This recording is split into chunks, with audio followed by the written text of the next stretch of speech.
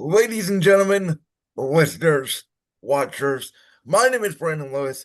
I am your executive producer, host, and founder of Brandon's World, and welcome to the fourth and final state of the sport, where we have been taking a hard look at what is really going on in various sports over the summer with a subject matter expert.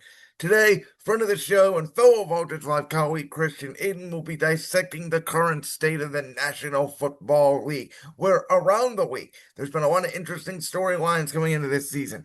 Can the Seattle Seahawks repeat as Super Bowl champions? The Los Angeles Rams will have something to say about that with their dream team they built, led by newly acquired Myles Garrett, and who knows, maybe even Aaron Donald as well. The Super Bowl runner-ups acquired A.J. Brown this offseason, but the noise has been all off the field. Can the Bills or Ravens finally get over the hump in the AFC? Can the Chiefs make the Super Bowl for the sixth time in 8 years? Can the Bears build up some of their momentum from last season? But for every thought of hope, there's also a thought of failure. Which teams that have Super Bowl expectations will be disappointed by their fan base, and what teams will have their seasons end by the middle of September? And so, with that, ladies and gentlemen, let me introduce to you the man who's going to help the audience of Brandon's World understand the state of the NFL. Welcome to the show today, Mr. Christian Hinton. Thank you so much for having me, Brandon. I'm happy to be here. This is a lot of fun. So, this is the second year we're doing this. We did it last year. So, we got some things right, we got some things wrong, and that will Very be, wrong.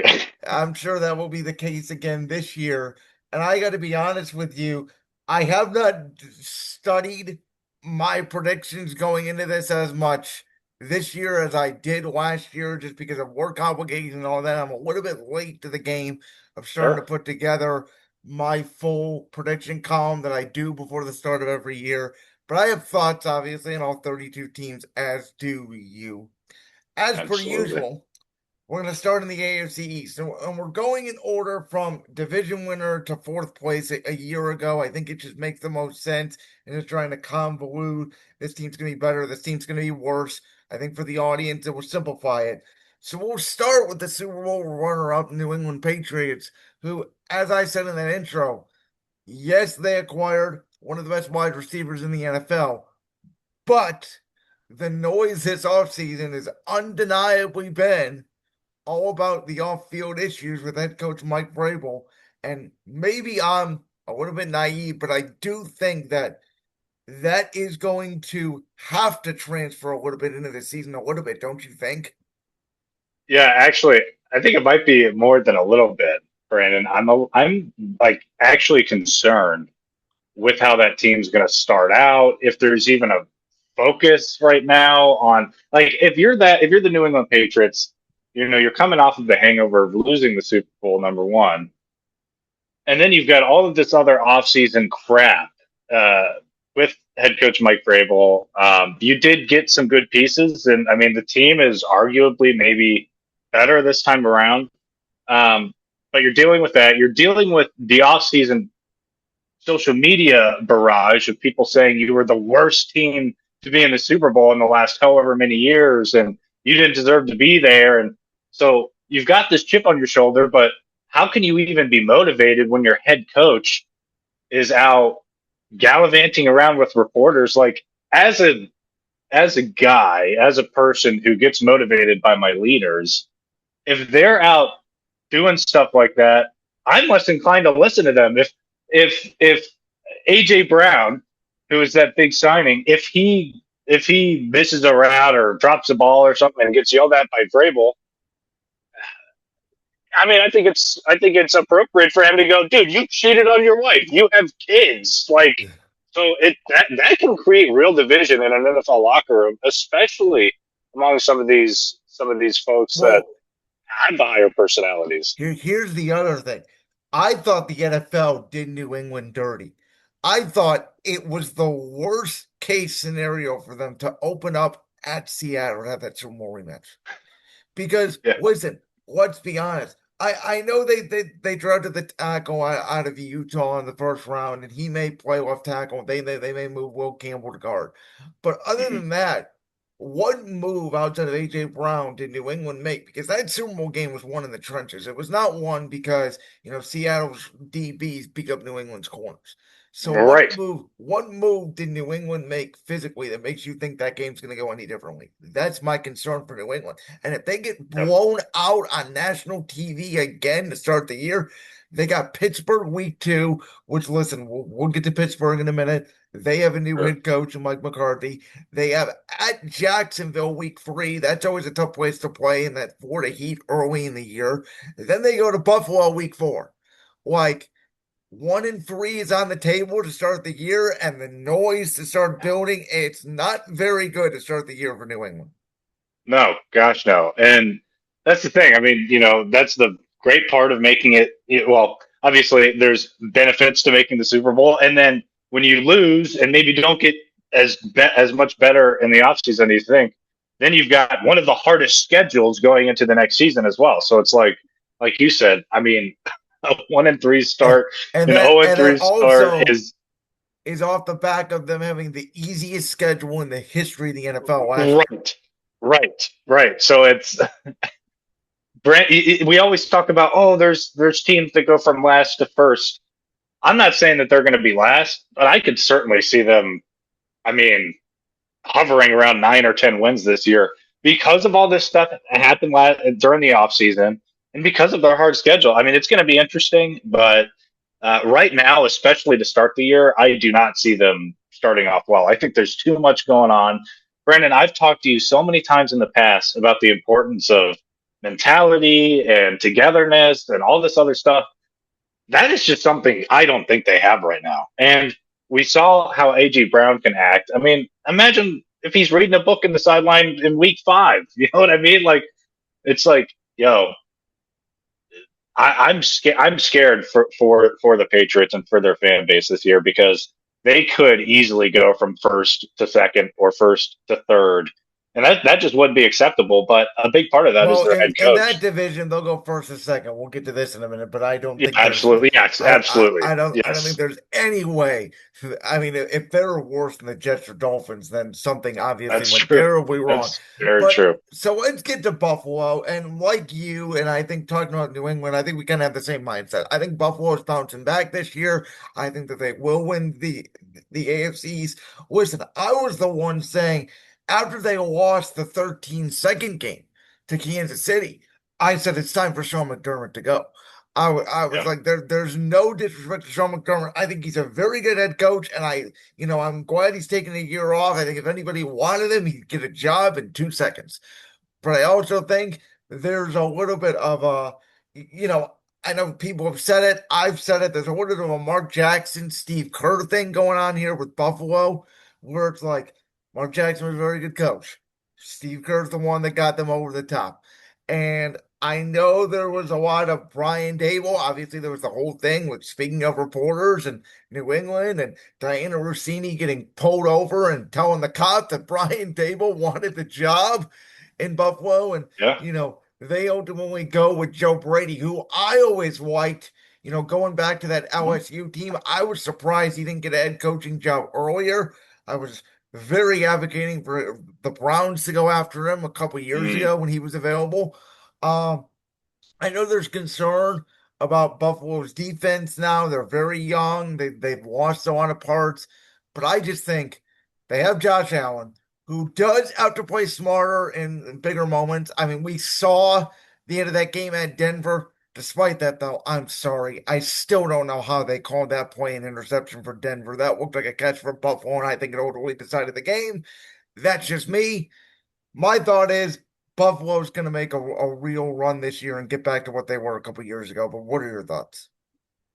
I agree. And to me, it's their division to lose, especially with how much they have to prove. I mean, obviously, you've got the Patriots who won the division, so you could make an argument that it's theirs to lose. But the point is, I think Buffalo's a better team. I think. I mean, I don't know. Their defense. I mean, adding Bradley Chubb, I think, really helped. I think. Even on offense, getting DJ Moore, I think that was huge. But Yes. among everybody who has the most to prove. I don't know who it was on ESPN that said, I think it was First Take, they were saying, does Lamar Jackson have the most to prove in the NFL? I think maybe, and we'll talk about the Ravens in a little bit. I think, I think Josh Allen has the most to prove this year in the NFL. I mean, getting so close, but yet being so far away almost every single year in the playoffs. He traditionally just does not play that great in those big games, especially. So it's we know they're going to make it there. Barring any major injury or anything, we know they're going to make it there. It's okay. Once you do, what are you going to do to prove us right that you were this good during the regular season and you can carry this over into the playoffs? And the Bills fans are hungry, and they've had this good team for going on, let's just say 4 or 5 years now. It's like they're getting to the point where it's, hey, you guys better make some. And I know they added a new head coach this offseason and everything else, but it's these changes better work. Like this has to be the year that you guys show us that because if anything else, they only added talent this year. I mean, if you think about it, so there's really no excuse for the Buffalo Bills this year. There really isn't. Now, one of the teams that we did get right last year, we both said this will be the last year of the two of Mike McDaniel, Chris Greer era in Miami, and they got rid of them Mm-hmm. all. And listen, they're trying to rebuild the Green Bay Packers essentially. Jeff Afley is their new head coach. Malik Willis is their new quarterback. But this roster, I was talking to a friend the other day, and I said, you think the 2016, 2017, 1-31 Browns roster was bad? Look at this roster. I mean, I know there's some expectations, and I was a bigger fan of Malik Willis out of Liberty than anyone, and I just never thought Tennessee gave him a real shot. But find me the Pro Bowler on this roster. I mean, it's Yep. bad. And now, I think in today's NFL, as we've seen, it's for some reason harder to go 0-17 than it used to be. I think that Mm-hmm. there's just more talent around the league and, more upsets happen, especially early in the year. Like, I think there's a chance late in the year down in South Florida, they catch someone by surprise because of that heat. They'll win 3 games probably. They'll be in contention for the number one pick. Um, but it's going to be a long year for those people down in Miami. At least they got the Greek freak now down there because there ain't going to be no football to cheer about. Well, you know what, Brandon? Just based on social media, Miami Dolphins fans, they would probably disagree with you, I think, maybe. Um, I think it's because, insane. well, and here's why. It's because they see the 7-10 record, regardless of everything that happened last year, which, by the way, I'm like looking at their schedule now. When they were 1-4, I think I might have tweeted something like, it was Mike McDaniel. McDaniel was in the press conference, and he was just, being like McDaniel's and just What, being like, didn't they have a Thursday night game against Baltimore? Wasn't it like Lamar's first game back and they got killed? And yes, McDaniel said something at the press conference. I remember it was like it's not my fault or something. And yes, yes, didn't the players come out and say like ask the coach or there was something going on after that Thursday night game, if I recall. yes. You're absolutely right. That was going on for weeks too, and I'm even talking about before that. I think it was after they lost to the Browns. They got blown out by the Browns. I mean, it Yes. was it was that was a 31-6 game. I think it was that game after that game where he's just kind of like giving an attitude to the reporters. And I think I tweeted something along the lines of this shtick is going to last maybe one more week. If they lose next week, this might be it for him. I was convinced they were going to fire him if he lost to the Browns. I mean, I was convinced, and he got blown out by the Browns, and I was like, okay, this has to be it. So that was building for a few weeks, and then if you remember, they went on that what is that 4 game win streak, and then they kind of won a couple more games to end the year, and they finished 7-10. So I think a lot of the fans are thinking, okay, well, we had a bad quarterback or bad quarterbacking, I'll say, last season. Now they signed Malik Willis, which is a pretty big deal. I didn't realize it was almost $70 million. and 45 million guaranteed. Not bad. So they get him. They re-sign Davion. I always mess up his name. Agent. Yeah, Achin. They re-signed him. I think you're right that they will be at the bottom because, or near the bottom, third. There's no way that they're catching either the Bills or New England unless, like we said, barring injuries on one of those other teams. Um, but yeah, I mean it's Well, they got rid of their entire skill position group. Jalen Waddle yeah. gone. Well, true, Tyreek Hill true, gone. Who are they true. going to throw the ball to? Agent out of the Jalen backfield? Jalen How hard is that going to Rager, be to cover? Like Jalen Rager, I guess. Tutu Atwell. that. And I mean, listen, halfway's a defensive mind. Their defense will only get better throughout the Sure, year. I know they drafted some defensive talent, but sure. this roster reminds me of the Sashi Brown's roster. That's what it reminds me of.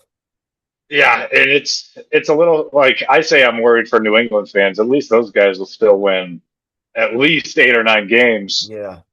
Yeah, these and I mean, what who did Dolphins get? They got Jaden Proctor.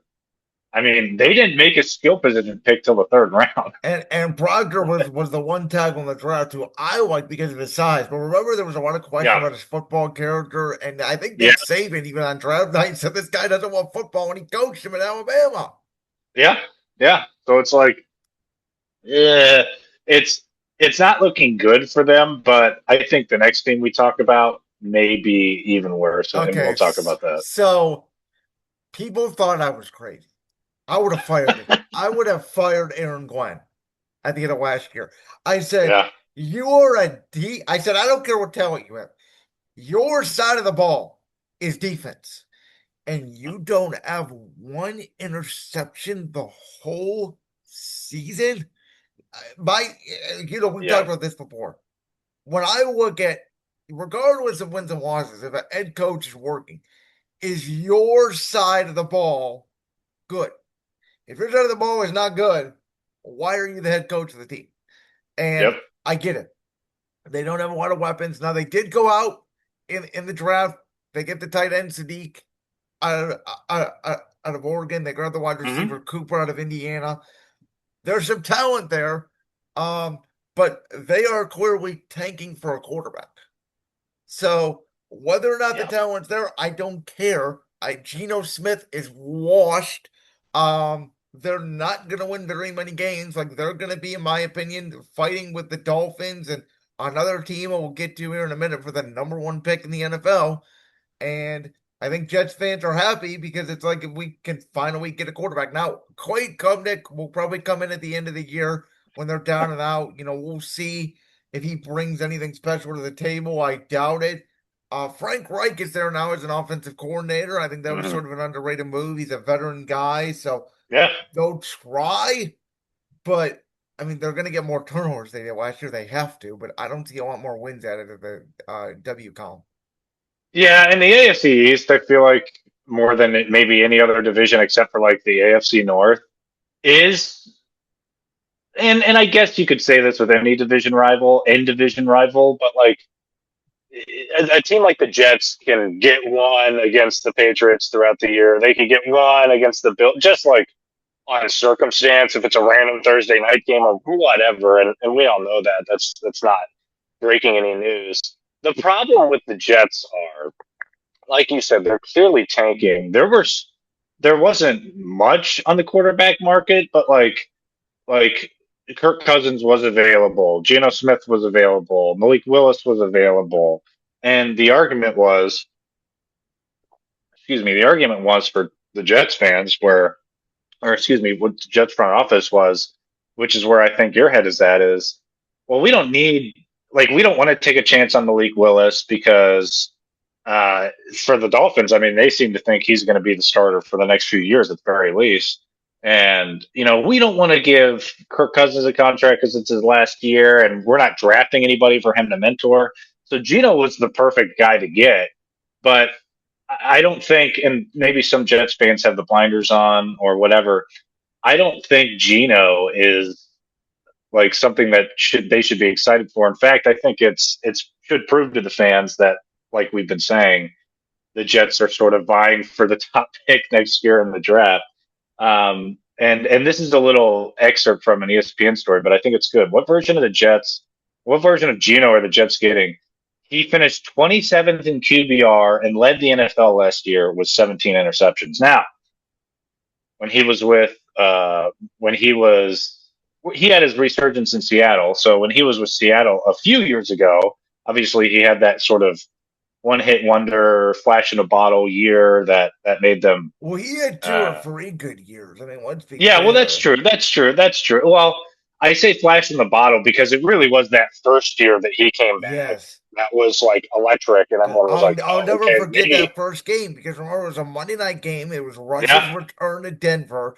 Nathaniel yep, Hackett botches it. They missed the field goal at the end, and I had Denver in Survivor Pool, and I was out for the whole year, and I was ticked off. yep. Which is which again is very telling what the Jets are planning to do this year. But with that being said, I mean, like you already mentioned, there's some. I mean, David Bailey, I was really high on him. Yeah, I think he'll be good. Kenyon Sadiq, the tight end out of Oregon. I mean, that's a really good skill piece.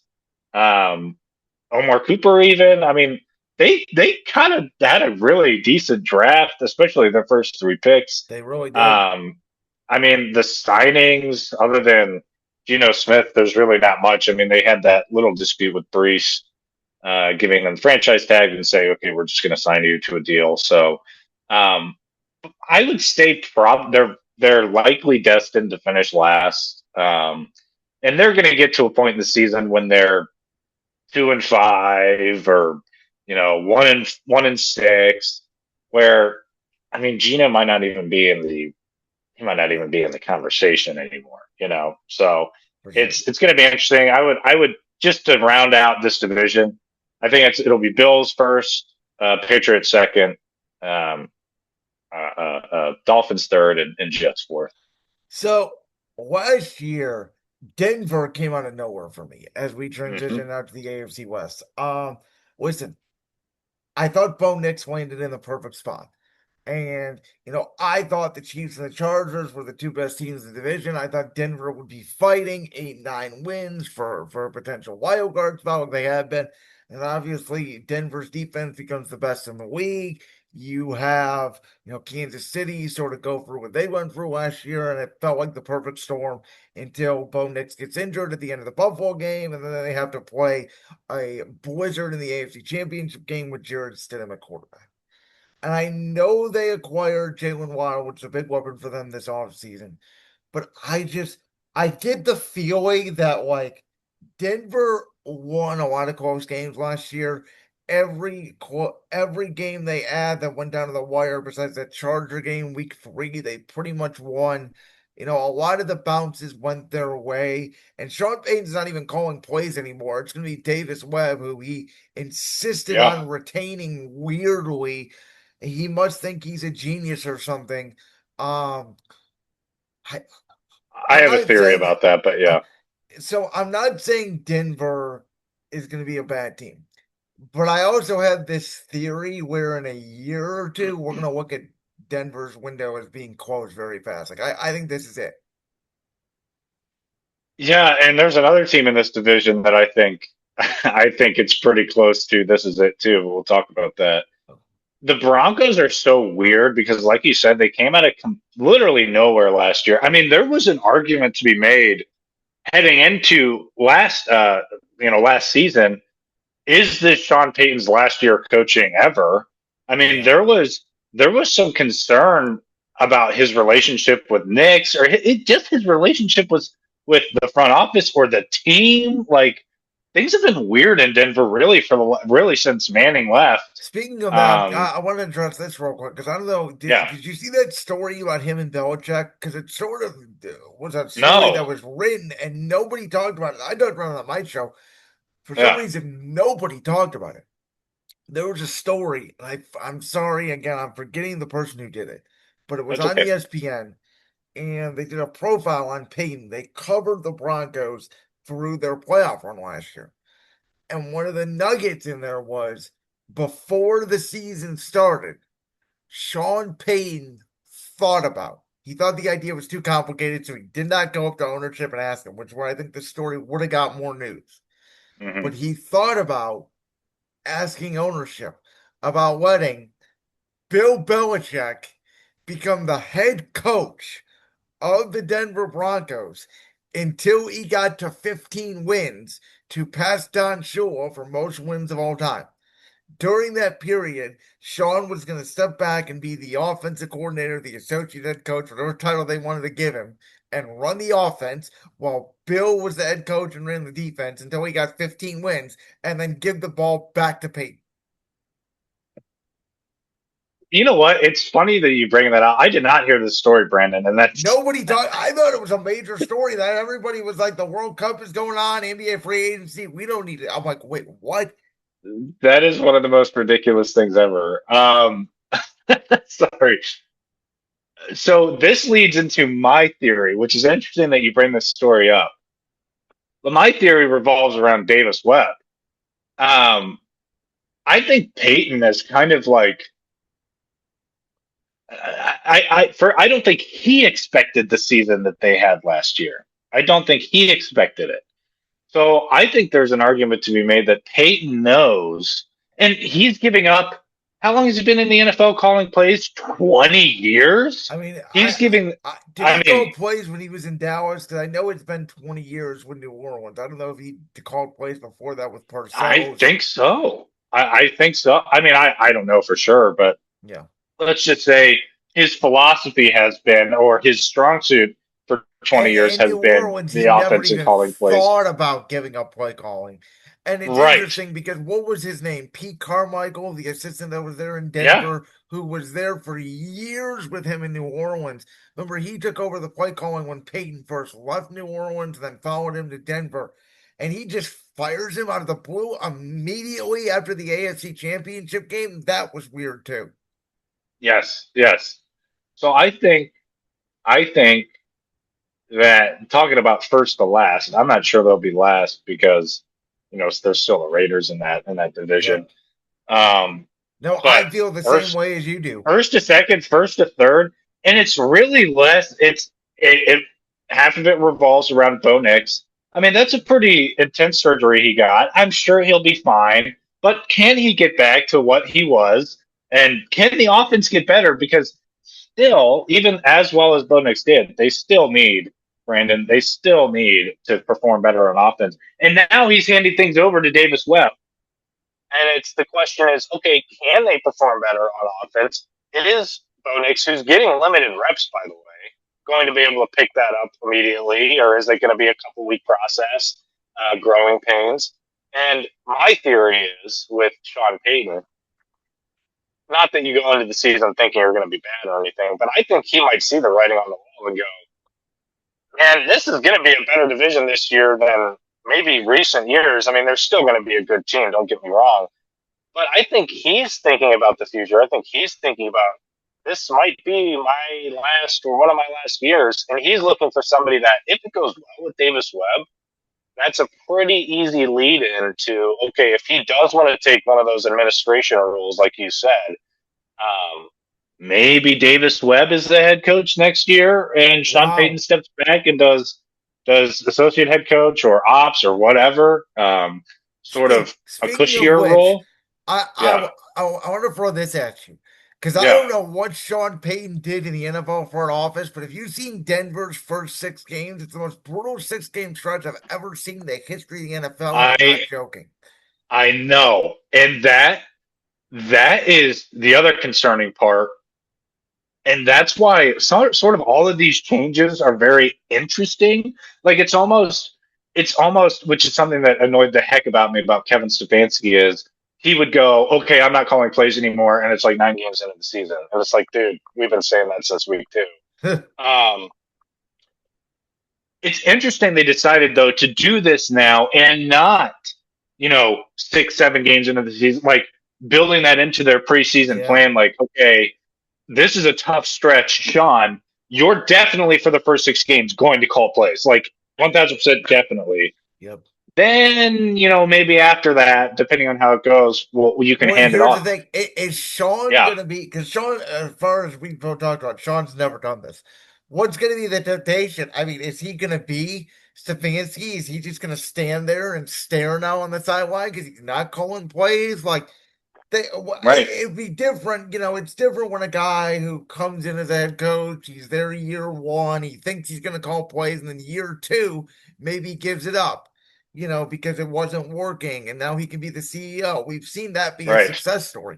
When you've done it for 20 years, and all of a sudden to give it up, and I'm sorry, there's got to be some mental temptation in there that like he's going to want to do it, I would think. Yeah, yeah, yeah. I'm getting PTSD from my Hugh Jackson interview. Not to throw shade, of course, but he brought up the well, I'm a head, I asked him why didn't you spend any time with Baker Mayfield because he admitted that he like talked to him a couple times, and he's like, man, I took a CEO approach to the head coaching position, and it just gives me bad flashbacks. I hate that. Uh, I hate all that right, wording. well, let's But get no, to. Go but ahead. yeah, I'll let you finish. I will say this just to finish on the Broncos. Sorry, Brandon. I think they'll be a good team still. But I am concerned, especially with like, and I'm not sure if this is the next team we're talking about, but I think there's another team that has had the crown the last few years that I think will be back. But Well, so this team is a very interesting team. I love the addition of Mike McDaniel for this team at offensive coordinator. And I think it's a perfect fit with him and Jim Harbaugh. Jim Harbaugh's teams are going to win 10, 11, 12 games. They just do every year. yeah, yeah, And they're going to get their tackles back. Ray Slater's coming back. Joe Alt's coming back. We know what the Chargers are going to be. My problem with the Chargers is what is this now? Year three with Harbaugh. Justin Herbert is 0-4, I believe, in playoff games and has not played remotely, even closely well in any of them. And, all of these new quarterback lists have come out. And we talk about quarterback lists a lot, me and you. And, Herbert is always consistently top six, top seven. Some people want to put him in the top five. And I get it because physically you see it. But at some point, like, we gotta start winning big games in the month of December and January here, or I hate to say it. I mean, is this similar to like Peyton Manning starting in Indianapolis? Maybe, but like this is going to be their. I think this is going to be their best shot to have their best team since Herbert's been in the league. I agree, and I think a big part of that is Mike McDaniel. Look, there's no question about it that Harbaugh's a great head coach, and I think going into last season, everyone was, oh, the Harbaugh second year with his young quarterbacks is always great, and the Chargers because of that anecdote. I remember there was a lot of people looking at the Chargers very favorably going into last year. Now going into this year, because of Denver, because of Kansas City, and heck, even a little bit because of Mendoza with the Raiders, the Chargers are kind of like the fourth or fifth thought right now in the AFC West, which is kind of funny to think about because I think they have one of the best off seasons this off season. I really do, and a big part of that is Mike McDaniel. Look, Mike McDaniel, he was one of my early favorites, and I know this may be a little crazy for the next Browns head coach because I just think he like even though I do get tired of his shtick, and his shtick just stopped working with the Dolphins after a certain point. But I think this is the perfect lead in for him to get back to doing what he's really good at and just focusing on the offense. Just focusing on the offense, not having to worry about managing a team or whatever. And he can do it under a great head coach in Harbaugh. But the question is, and like you alluded to, can McDaniel unlock what Herbert's been missing? Herbert's a good quarterback. Everyone knows it. But does Herbert have the right mentality? And I know I preach this all the time. Like it's one of my number one points. If you do not, as a quarterback in the NFL, maybe more than any sport and any other position, if you do not have the mentality, if you do not think that you are the man every single game, and that includes the playoffs. I don't care if you're facing Patrick Mahomes. I don't care if you're facing Shadur Sanders. Are you the man in that specific game? Are you the best player on offense? Like you have to be the one that controls everything. Even if you're not, if you can play up to that level, that's the most important thing. And I think McDaniel can help him unlock that. Now, I think the main reason is because both of them are kind of I think they're a similar personality, and I do think Herbert will listen to or is more inclined to listen to somebody like McDaniel than some of these other guys in the past, or even a Harbaugh figure. Like, not saying he doesn't listen to his head coach, but it's more just like I think McDaniel will spend a lot of time, specifically with the quarterbacks, but especially with Justin Herbert. And can that unlock Justin Herbert? I hope so, or I think so. Hope may be a strong word. My one of my the most I mean, they signed two big tight ends. Nobody's really talking about the Njoku signing because the I Charlie totally Kohler forgot signing about the kind of Njoku signing. well, yeah, well because the Charlie Kohler signing kind of overshadowed that Yeah. because they signed him to a big $25 million deal. But Njoku, I think, like And they still have he's a Gaskin, who was incredible right, last year. right. So it's like they're kind of running with that. Okay, we're just gonna kind of run this 12-man big offense, Yep. And or 12 Hampton should personnel be big man healthy at offense. running back as well. Right, Len right, McConkey now going into year 3. What right. And they added everything is some. there. I would like to have them have one more outside receiver. I mean, you would love it. I thought last year Quentin Johnson looked like he was going to break off and then again fell Yeah, off a cliff. You know, yeah. if it, with the Chargers, doesn't it always feel like they're one receiver short? Well, that's the thing. That's the exact thing. Is it seems like they made a bunch of additions everywhere. Even through the draft on edge. They didn't Yeah. make a skill pick until the fourth round, and that Well, was a on wide that receiver point, out of I don't think Mississippi the State. Jesse Minter loss is going to be as big. I think Harbaugh's got his Well, fingerprints all over that defense. And yes. though they will lose a little bit, I'm sure, without Minter, but whoever it is will fill in, I'm sure, decently. Yeah, and they still signed some good pieces. I'm just looking at the list now, like they re-signing Khalil Mack, Dalvin Tomlinson. I mean, there's still some good with like obviously with that defense. I'm not sure that's what anyone's really particularly worried about. I do think you're right, though. I think there is sort of there was a lot of movement with skill, not a lot, but there was some movement with skill that I think some Chargers fans are like, But it's why more didn't the we go big after this skill guy? position, Why didn't? right? I mean, Yeah. but it's Harbaugh. That's what he does. Well, right, exactly, and that's the silver lining. With that being said, though, and this is sort of a devil's advocate opinion, McDaniel, I think, excels with very talented skill positions, Yes. um, and that I is do think something that Amari they lack. Hampton's going to have a big year. I think he's going to have a very Sure, John Agent-esque year, sure. but Well, they're going to need him to. They're going to need him yes. to, and it's you know, I mean, I'm looking now. They signed a fullback to an $8 million deal. Like, It's if I'm a Harbaugh. Charger fan, I'm It's like, Harbaugh. dude, come on. Yeah, exactly. So it's like, I get it. It's his philosophy. Is that going to mesh with McDaniel? I think McDaniel and Herbert will mesh, but who the heck is Herbert going to throw to? That's the Yeah. question, and I think that's going to be the big question for them. Well, speaking of who someone is going to throw to, we got to get to the team who last year, and I do think people forget about this, they did start 5-3 last year.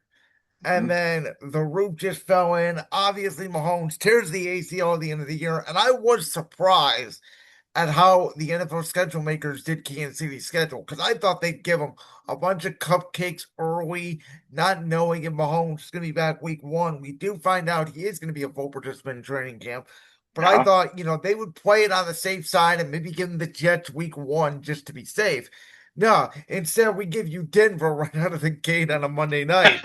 Um, so my thing is though, and I know a lot of people are saying that the dynasty is probably over. They're not as good as they were. I see this team very similar to the way I saw the team that won Super Bowl 58 against San Francisco, where to me, like they're not as good everywhere. Obviously, Travis Kelsey, a newly married man, right. probably his last year. But everybody going into the draft was like, oh, they have to get another wide receiver. Oh, they have to get another offensive lineman. And they didn't take either. And I said that they were going to take a corner because they lost Trent McDuffie. And one thing that we've Oh, seen in the Steve Spagnuolo era, they will draft and develop corners for 4 years and they will find another one and they will let him go because they can develop secondary players very well. And I think Andy Reid looks at it like, Rashid Rice is in jail. Yeah, he's probably not going to miss any playing time in the regular season. Right. When he's on the field, he is a bolder, a very high end wide receiver too. Xavier Worthy, the fastest player in the NFL. You still got Kelsey there. I think they look at the offensive line, like Creed Humphrey is still there. Josh Simmons now a full year away from his injury will solidify the left side of the line. Like I think they sort of looked at it like, yeah, we need to make some changes, and the McDuffie change was the biggest part of that.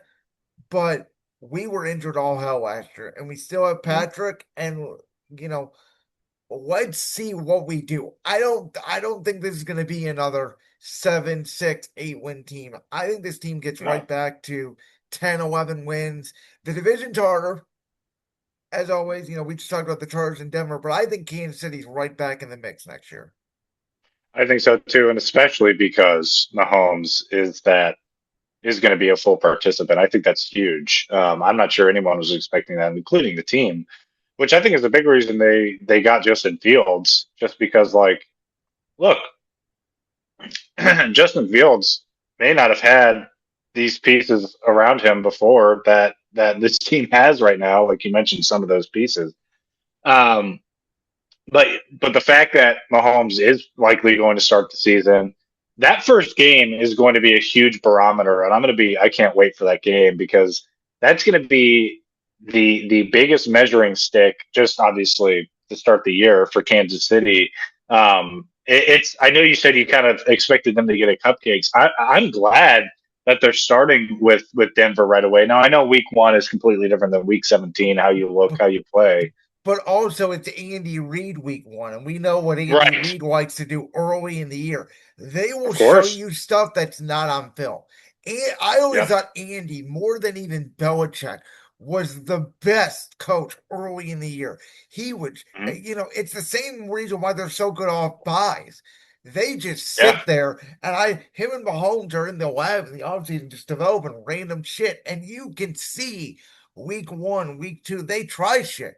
And Yeah. sometimes it doesn't work, and sometimes it does. And then they build off that as the weeks go on. Right. Absolutely. Absolutely. Now, here's the thing about the Chiefs that I think is a glaring thing that needs to be discussed. Yes, their skill position group is great, but a big part of that, and he could still be a big part of it, but a big part of that was Kelsey. And in fact, I'm almost surprised that Njoku or one of these other tight ends didn't decide to sign with Kansas City, um, simply because of I'm not sure Kelsey is going to have much of an impact at all. Well, I I think part think of he'll that do too is they really like Gray, the tight end. well. Sure, Gray. sure, yes, absolutely, absolutely. That is an interesting.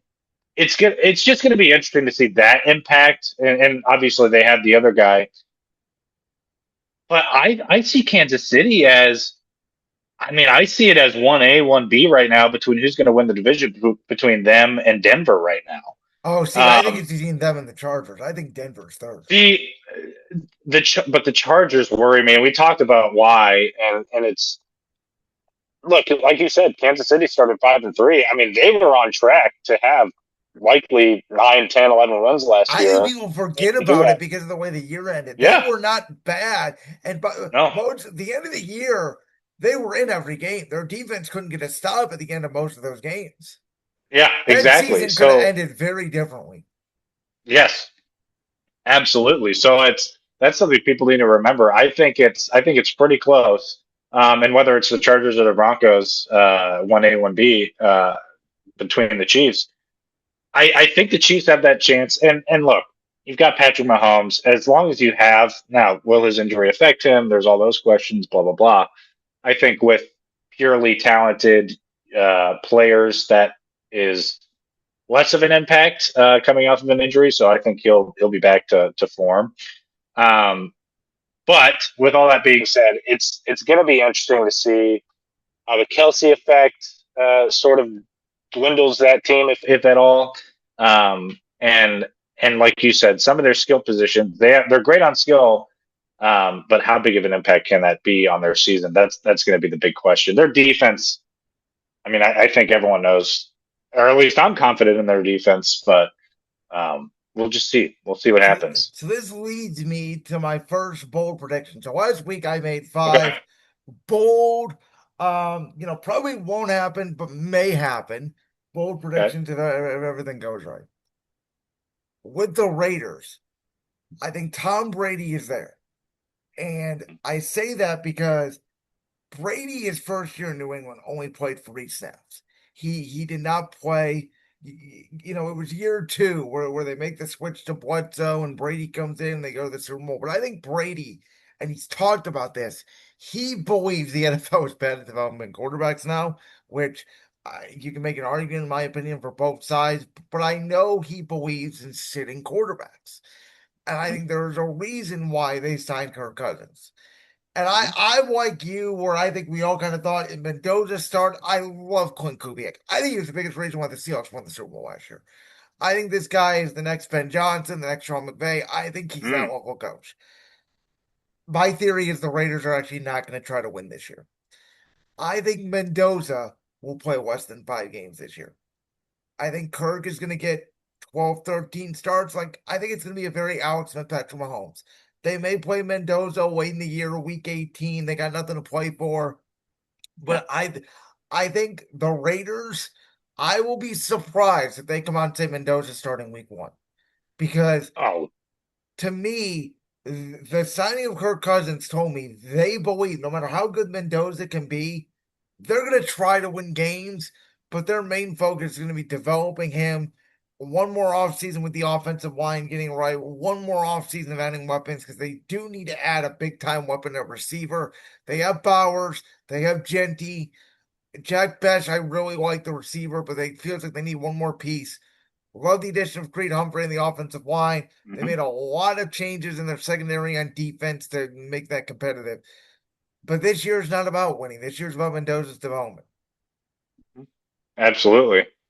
I think. I don't think that's a bold prediction, by the way. I think that's a very calculated and a good prediction. And I think you can take the Brady angle all you want.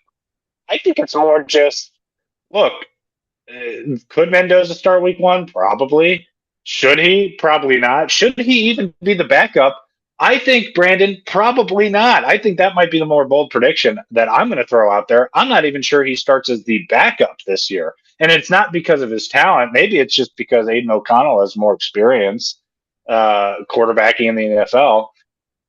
I think Cousins, barring an injury, though, like this isn't a Joe Flacco with the Browns last season. It's or even no, it's not that at all. I think Kirk Cousins still has a lot to offer. Now it's not going to be a lot of wins. I think barring an injury, there's really no reason to go to Mendoza right now. Now, unless he's just super stellar in training camp and there's something that we're not seeing and he's Andrew Luck level good. But Um, even then, because again, and this is why I do go back to the Brady yeah. angle. How many times has he said on television, I don't care how good you are in training camp. Young quarterbacks need to sit. Yeah, well, I absolutely agree, and that's what's going to happen. If Mendoza was announced the starter week 1, and Brandon, I'm going to say even into like week 6 or 7, That's how I I feel. would be shocked. I would be shocked. Now, that's barring like Kirk Cousins leading the league in interceptions, or he's just a turnover machine, or But even if he but is, again, I don't think it's about that. Like, I don't think they right, care. And by the I right. doubt he will because again, Kubiak, we saw what he did in New Orleans a couple years ago with Derek Carr. We saw what he Mhm. did last year with Darnold. I think the Raiders are going to win 6 or 7 games. I don't think they're going to be Yeah, bottom of the barrel. But I think this will. I think this is the perfect segue of like 2 years from now, the Raiders are going to be legitimate. yeah, absolutely, absolutely, and look, Kirk Cousins still good. I mean, he got some wins for Atlanta last year when he was playing. I mean, I truly do think uh, he should just start the whole year if he can. And I know it may be a little bit of a push or a hot take to say put Aiden O'Connell at 2 at least to start the year, because then that just gives you even more of a buffer. And it's not because Aiden O'Connell was better than Fernando Mendoza. I think every person and their mother watching the games would understand that. It's more just that if you want that philosophy, and whether you call it the Brady philosophy or just there is a benefit to sitting these young quarterbacks early in their career. I don't care if they're the number 1 overall pick. Now that will piss fans off, certainly, but the argument is there. And look, we know the Raiders aren't going to win the Super Bowl this year. We know that's not their goal. So, like you said, give it a year or two. I think Mendoza. I think there's no shot Mendoza doesn't start any games this year. I think he certainly does. But give it a year before he's actually the full-time starter. Win 6 or 7 games, like you said. Maybe Mendoza gets a couple of those wins and looks good. But look, I think he was deserving of the number 1 pick, and this is a conversation for another time, perhaps. But I'm still not fully convinced on him right now. So maybe part of that is okay. I just need to see him play, but maybe part of that too is I don't need to see him play, and I think he needs a year to sit and learn. Okay, so the AFC North last year was a weird division. Joe Burrow goes down, and the Bengals actually start off in September well 2-0. Aaron Rodgers is doing his thing in Pittsburgh. Mike Tomlin's no longer there. John Harbaugh is no longer there. Kevin Stefanski's no longer there. Zach Taylor's the only one left.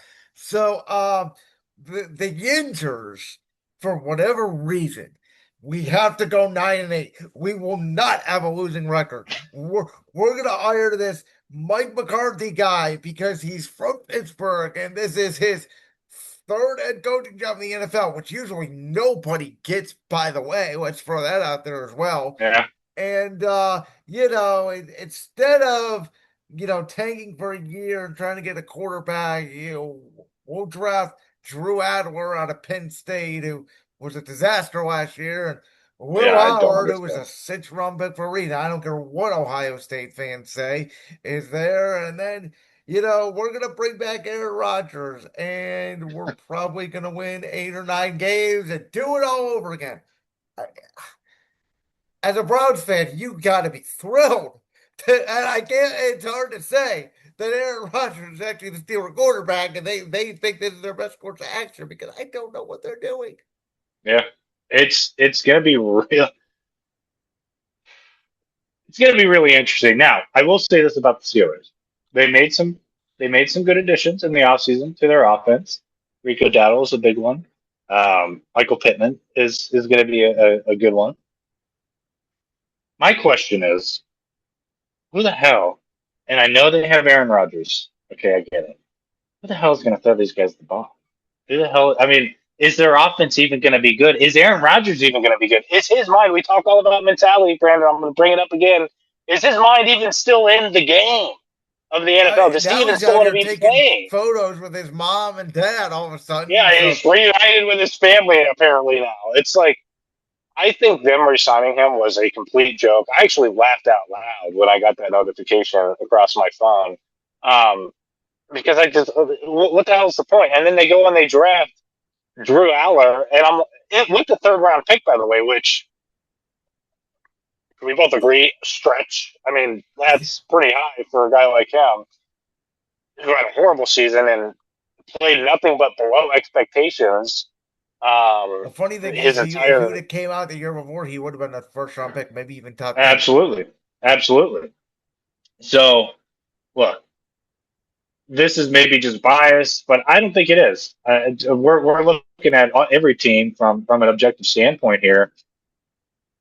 I think the Steelers are doing the same thing. They're just trying to get to 8 or 9 wins, and that's just what it's going to be. Look, they're going to get their interdivision wins regardless. Like, they're going to steal one probably against every single team within the division. Okay, so that's 3 wins already.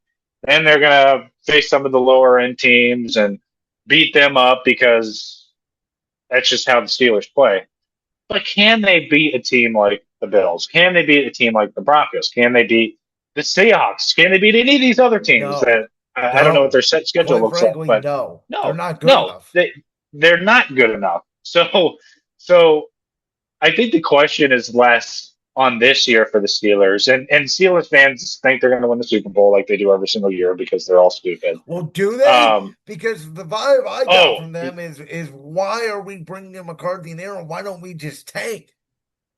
well, that is the question. But here's what's going to happen, Brandon. They're gonna start the season. They're going to start the season 3-2 or 4-2, and their fans are going to be convinced that they're one of the best teams in the league, and it's just going to be smoke. They're going to finish the year, 7-10, 8-9, 9-8, They have literally had the out of same nowhere. season for the past 5 years. Whether it's Well, that's Ben, exactly right. whether it's And Ben, and whether it's and been Pickett, whether it's been Rodgers, they are the exact same team. what have they done other than the pieces that I Spend told the you most about? money on defense in the league the last 5 years because that's where the NFL is headed. Well, right, right. And even then, like, okay, is that going to make them? Is that going to get? Is their defense going to add 2 or 3 wins to their season total from the last season No. to put them over the top? No, it's not, and it's not even going to. We've seen that over the top talented offenses in this league beat over the top really good defenses 9 times out of 10, and that's probably been for the last 5 to 6 years. I mean, that's just how the league is going. So they don't have the offensive power. If they're down by 3 late in the game, you think Aaron Rodgers is going to be the reason you win that game? No, he's going to throw a pick. He's going to fumble the ball. He's gonna throw the dumbest pass you've ever seen on 4th and 3, and they're going to lose the game. That's just how it is. Aaron Rodgers is not Aaron Rodgers of even 3, 4, 5 years ago. He's not. He's not. And we saw that last year. Did he play well to some extent? Yes. Is he going to set this team over the top? Are these other pieces they added going to set this team over the top? No, no. All right. Baltimore's an interesting one, right? Because Yes. Harbaugh is no longer there. Why do you think Lamar fell off last year? I happen to think it was more injuries. I got screwed because the one year I decided to pick on fantasy is the year he gets hurt. Um, I think Jesse Minter is going to do what he did with the Chargers and take, a defense that's got some talent, maybe more talent than what he had even with the Chargers, and make them very good. I think they're going to get back to running the football and very Harbaugh-esque down there in LA. Want a hard sell play action and be physical with Derrick Henry. And I think they're going to try to take the load off of Lamar a little bit. Forgetting their name of their offensive coordinator, but I know he's a young guy, former quarterback. I believe he's like 28 or 29 years old, which is interesting. He's younger than Lamar. I don't think Baltimore fell off a cliff. I don't think they missed their window per se, but I do think this is the year that they have to get it done. A lot like Buffalo. That's the exact thing.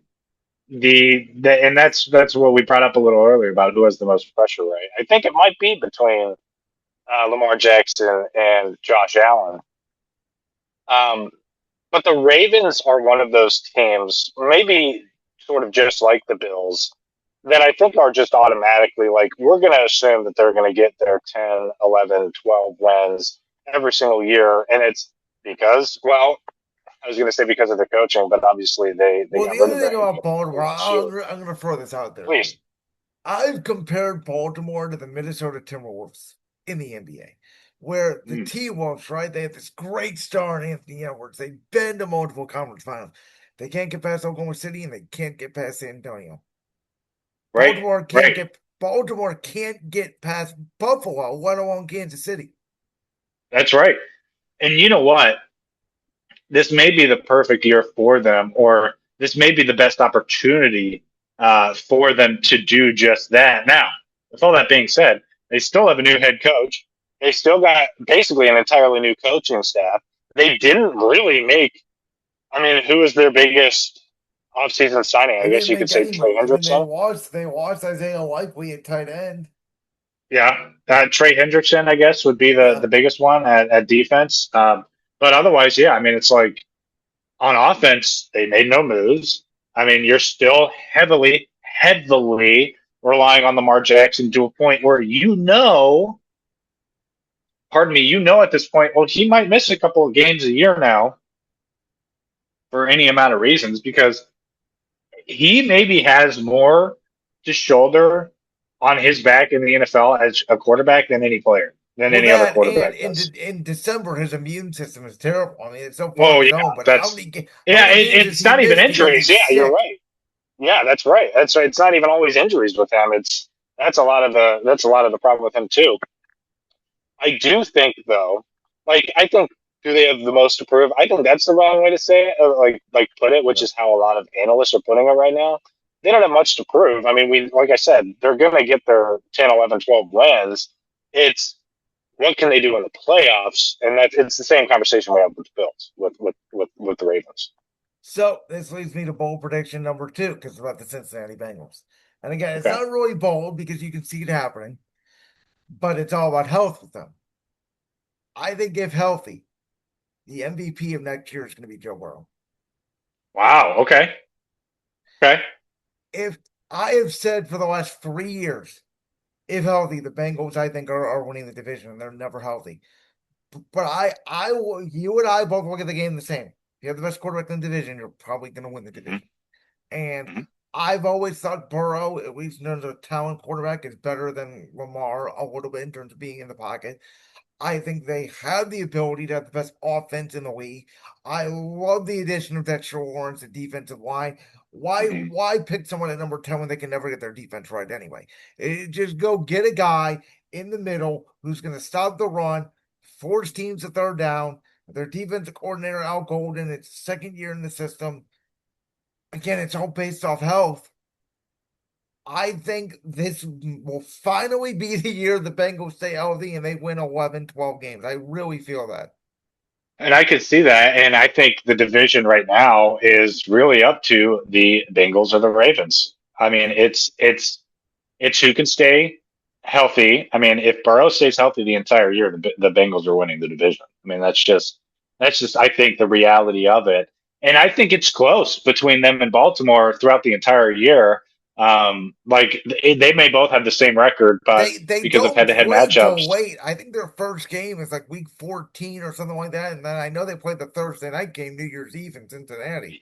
well, there you go. So that's going to be a huge thing too. They could very well have the exact same record by the time they play each other for the first time, and to finish the season, and whoever just wins either both of those games or one or They'll two of probably those games or split. They whatever. usually split. Right, The I home team agree. usually wins.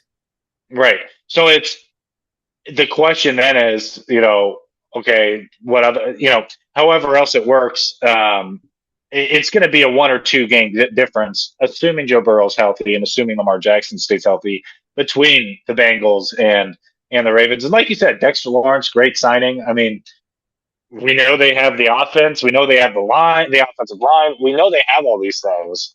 But the big question is, can Joe Burrow stay healthy? If he does, I think they're off and running, and I think they win the division. So your team. Uh Mhm. I'm sorry. First of all, All right. condolences. Um Thank you. Thank you. so I've been saying this. Well, first of all, we've both been saying Trey Myles Garrett. That's 2 3 years. I don't even want to start with Oh, that. yeah. Yeah. Yeah. I have Let's been start. saying Yeah.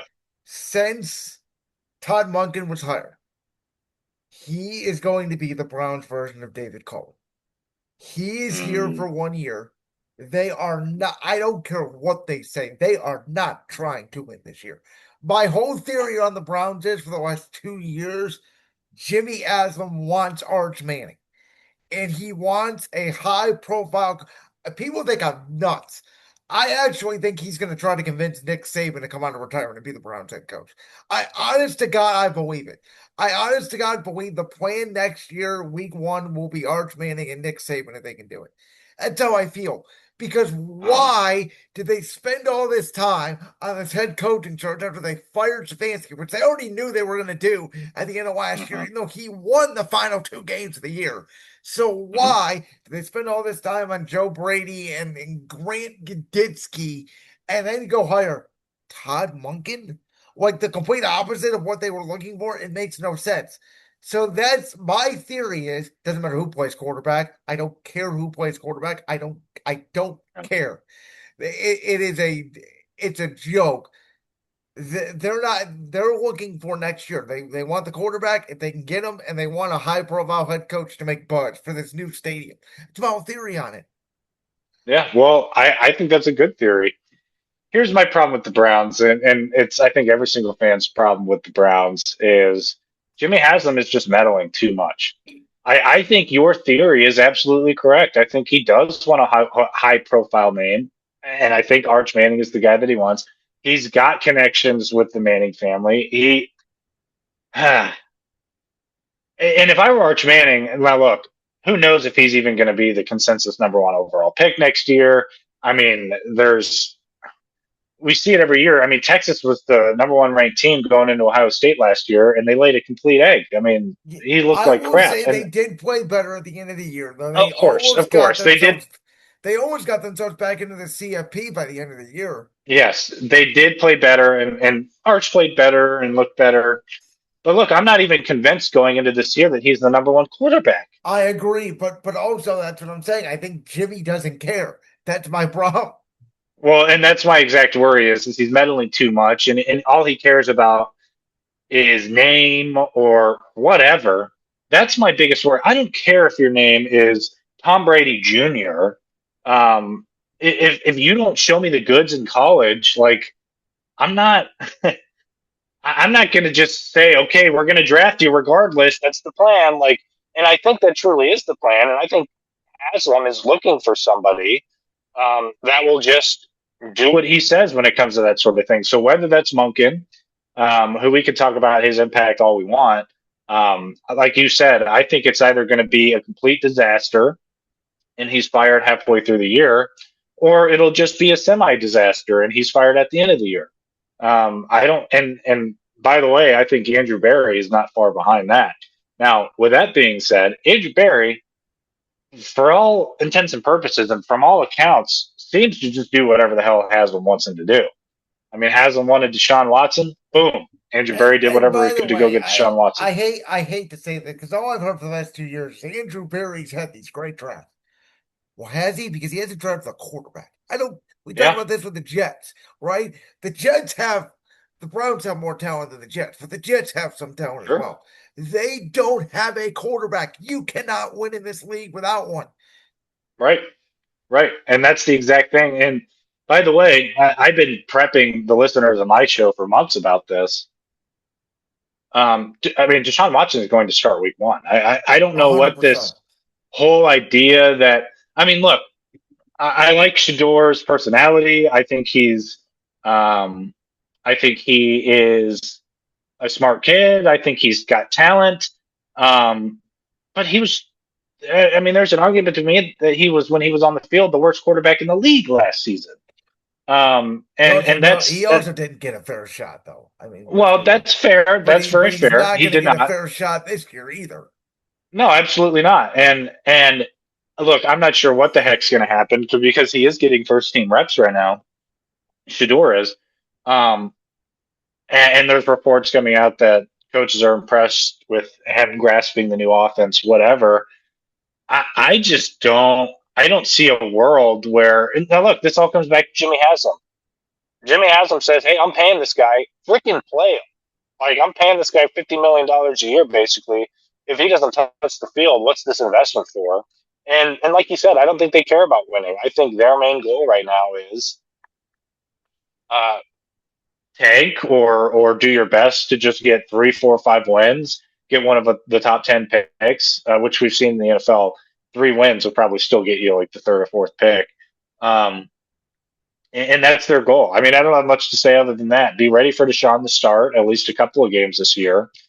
Be ready for Dylan Gabriel to start a couple of games this year. I mean, that's just the year it's Do going to be. you really think that? Because I think there's more of a possibility they trade Gabriel. He's getting no first I, team reps. I do think there's a possibility they trade Gabriel. If they do maintain 3 quarterbacks though on this roster and he's part of this team, I think there's a good chance that he play. If he's on the team for the entire year, Yeah. I think there's a good chance he plays. All right, so this gets to my third bold prediction. I promise I have a couple in the NFC as well, but for the third Okay. in the AFC, this may shock you a little bit. Number one seed in the AFC, Houston Texans. Wow. Okay. Because my thought is their defense is going to win them about 11 games. And they are in, and the AFC South is better, but they are in my opinion, by far out of the collection of all the teams. And I think, like, Buffalo's going to be battling with New England, but they're also going to be battling with the Chargers and the Chiefs and the Broncos and the Ravens and the Bengals. And we even talked about Pittsburgh winning 9 games. I think Houston's defense is the best in the league. And I think the addition of David Montgomery is going to help them settle that offensive line. They're going to be able Mm-hmm. to run the football more. Tank Dell is coming back. I think Stroud has a little bit of a bounce back year, and I think this team's going to win. Again, I think they could be very similar to like the 2021 Titans with Vrabel, the 1 seed with Tannehill, that, had a great defense and ran the ball with Derrick Henry all the way to the 1 seed and then did lose in the divisional round. But that's kind of what I see from Houston. Wow, and that's the most interesting thing, right? Like it is a bold prediction for sure, but I could see it being the case now. With that being said, could a team, and we'll go back to this question that we've asked for other teams, could that team beat a Kansas City, beat a even a Denver, beat a Buffalo? I mean, to be honest with you, I think they could, because I Okay. will say this. If CJ Stroud doesn't throw 2 of those interceptions, honest to God, in that divisional round game, I think they beat New England. Well, they would. Oh yeah, I I think New England for sure. That is true. That's true. Like to Um, to me, I think yes, Houston. yes. I think Houston could have went to the Super Bowl last year. Honest to God. Well, and people forget too. It's sort of maybe overshadowed by, and Stroud had to find an okay year last year, and maybe people don't forget this, and I just forgot. Houston's defense was like the best in the NFL last year. I That's mean, my point. That's why. they yeah, they allowed the least amount of yards Remember per game that last Thursday year. night game? They shut down Buffalo. Yes, By the way, yes, that's a really good point. by the way, Yes, that's a week 1 matchup. I don't know if you're aware of that. Buffalo going to Houston, which is very interesting to start the year. that is really interesting. And you mentioned signing David Montgomery, which I think will really help them too.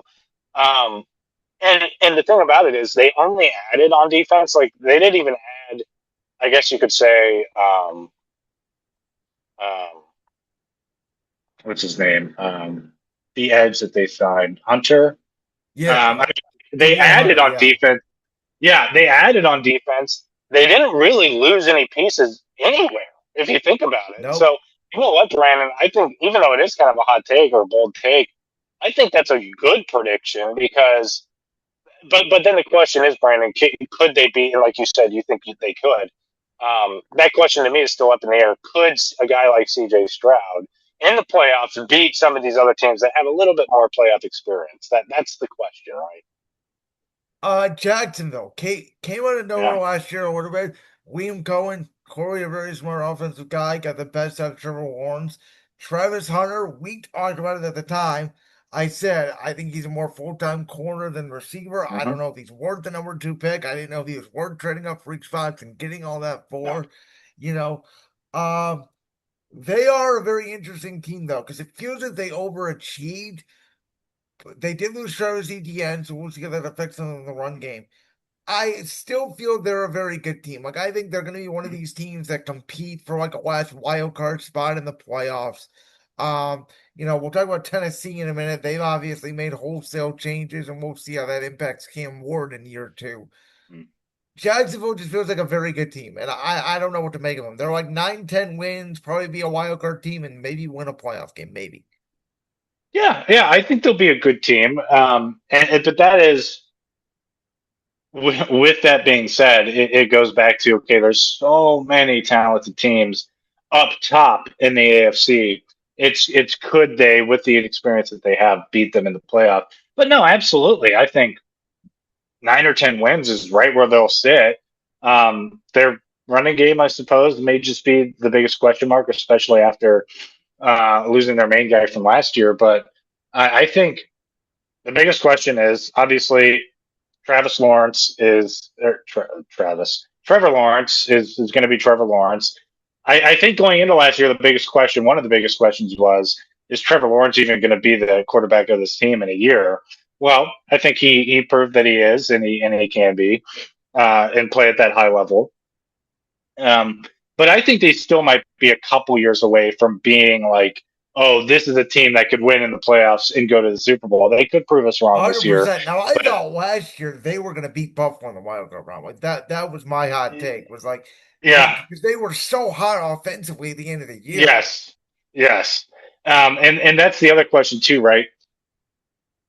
Trevor Lawrence, I think, really liked Travis Hunter as a receiver Well, and then option. PJ He's not. Washington and Jacoby Myers came out of nowhere. Yeah, well, exactly. And so you're kind of, in a way, if you're going to put Hunter at cornerback for basically the full time and only have a small package for him on offense, you're kind of taking away a piece for him too. So how will Lawrence handle that? The Travis Hunter thing, man. I had so many people who are Browns fans telling me that they missed on Travis Hunter. They should have drafted him. Why did they trade back for Mason Graham? Blah blah blah blah blah blah blah. I'll hear those arguments, but I think this is why. This is the exact reason why we knew that this was going to be a 1 or 2 year experiment with him playing two positions regularly. We knew that there was going to be an injury. That's just how it works. You play more snaps in the NFL than anybody else, you're probably going to get hurt. I mean, the chances are high. So we knew all of these things. And I feel vindicated about that. Look, is he going to be an elite corner? Sure. Could he have been an elite receiver? Sure. Could he still? Sure. But this isn't the MLB. There's really no room. And even in the MLB, he just got shut down pitching for the rest of the year. Like we see, it's hard on these players' bodies, man. But Jacksonville, yes, I think Jacksonville has a good chance to be a 9 or 10 win team and fight for that wild card, if not easily get it. So, what the hell are the Colts? What are they doing? What's the status of Daniel Jones? Is Anthony Richardson their starter? Is it Riley? I don't know. I mean, this could be, in my opinion, this team that started so well last year and had a chance to be the number 1 seed in the AFC. I think could be one of the worst teams in the league this year. I don't know what they are. I don't know what their quarterback situation is. I can't predict anything. Well, that's going to be the question. I mean, he is participating in workouts and stuff, so it's if he's healthy and if he's going to be the guy in training camp. I mean, why you should start Daniel Jones. The question is, can he get back to that form? Right? I mean, he came out of nowhere. When he came out of college at Black Score Radio, Brandon, I was screaming about the fact that this guy is a bust. Why did the Giants draft him? So I mean, I was not happy about him coming out of Duke. I was not impressed at all. And then he goes to Indianapolis. He has a stellar start of the year last year and tears his ACL. So can he return to form? That's one of the biggest question marks. In terms of question marks in the league, that might be the biggest one. This team overall might be the biggest one. Yeah, I agree. I mean, I think there's a chance they could win 8 games. I think there's a chance, Brandon, they could win 3 games. That's exactly how I feel. I don't know. You know what I mean? Yeah. It just really depends. Now, you got to look at their division too. Are they going to be better than the Jacksonville? I don't know. I think right now, as it stands, Jacksonville's a better team. Again, they could be, but they probably won't be. They're certainly not going to be better than the Texans. No. I mean, I guess the Titans, maybe, but even then, I don't know. Tennessee, yeah. I don't know what to make of Tennessee, right? Sawa is there. Yeah. Dable is there now. I mean, I was a fan of Cam Ward when he came out. He never had a shot last year. We'll see how they do. They've made a lot of additions, but I don't know how to feel about that team at all. They're not a real one. Yeah, that's the problem. And if you would just want to move on to them, we can. That's the problem because, look, I mean, Cam Ward, I think, has talent, but that dude was running for his life.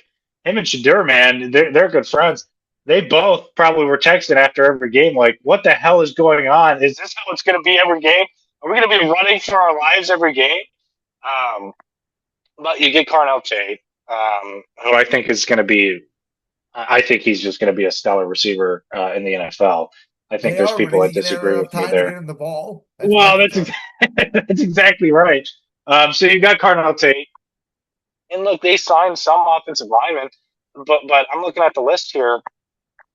I mean, does Cordell Volson move the needle for you, Brandon? Does Austin Peculus move the needle for you? I mean, I mean, maybe Austin Schlattman to some extent, but like, do any of these guys do anything for you? I mean, and they made the most additions they made were on defense.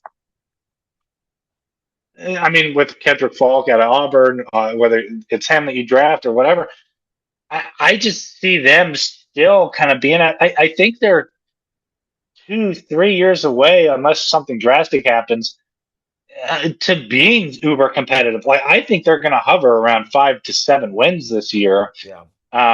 and that might even be a little high. I just don't know with this team. I think even more. The Colts have a lot of question marks.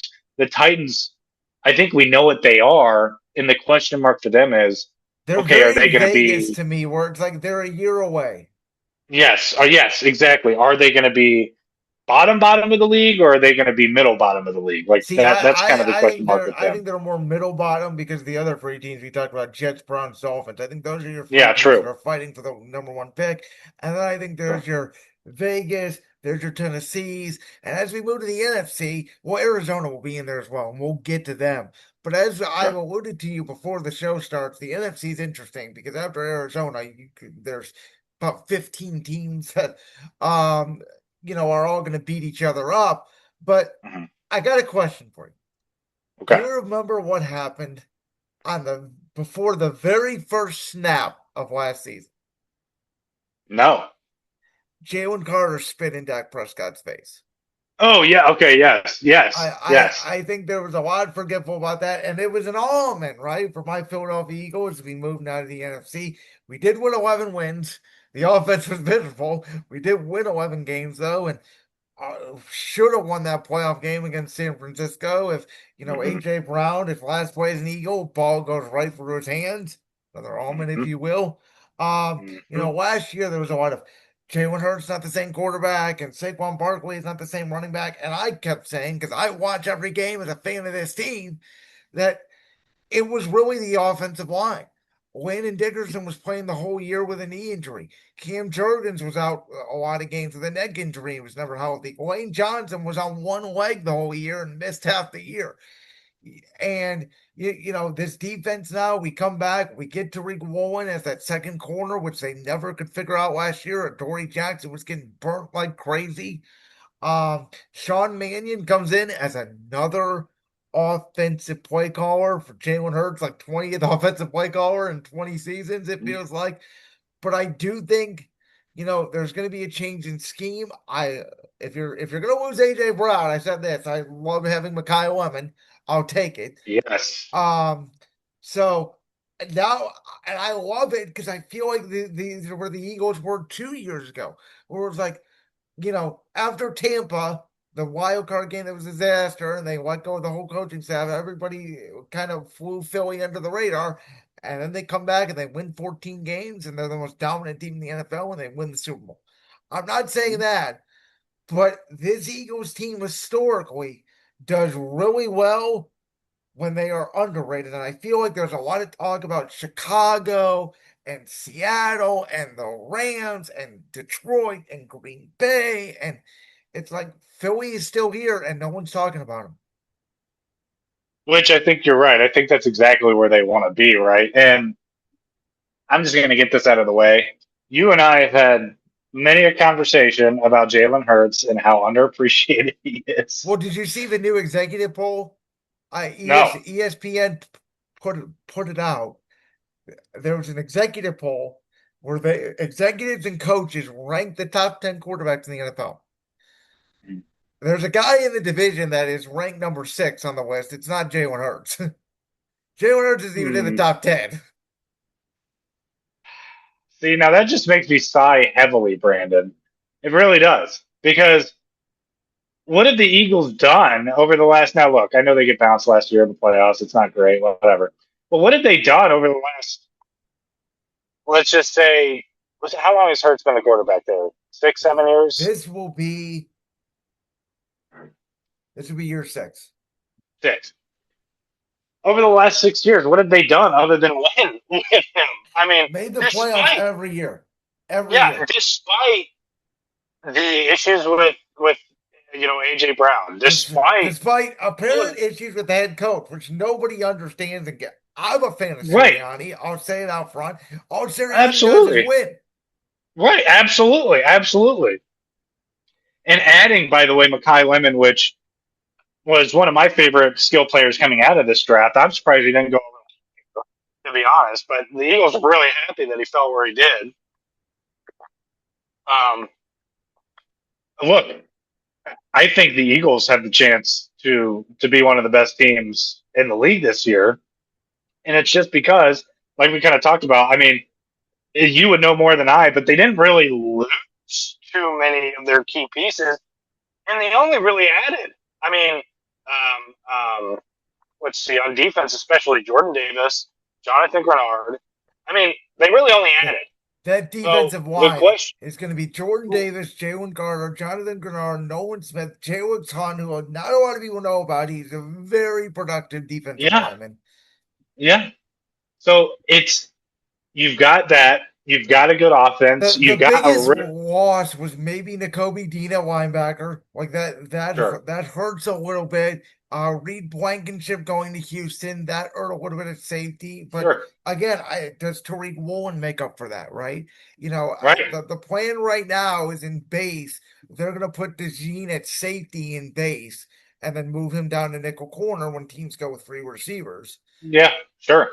Yeah, I think it's going to be really interesting. They're one of the most intriguing teams, like you said, because they're under the radar, but they shouldn't be. I mean, they should be. People should be going into the season thinking, I feel like okay, in everybody the wrote them NFC, off again.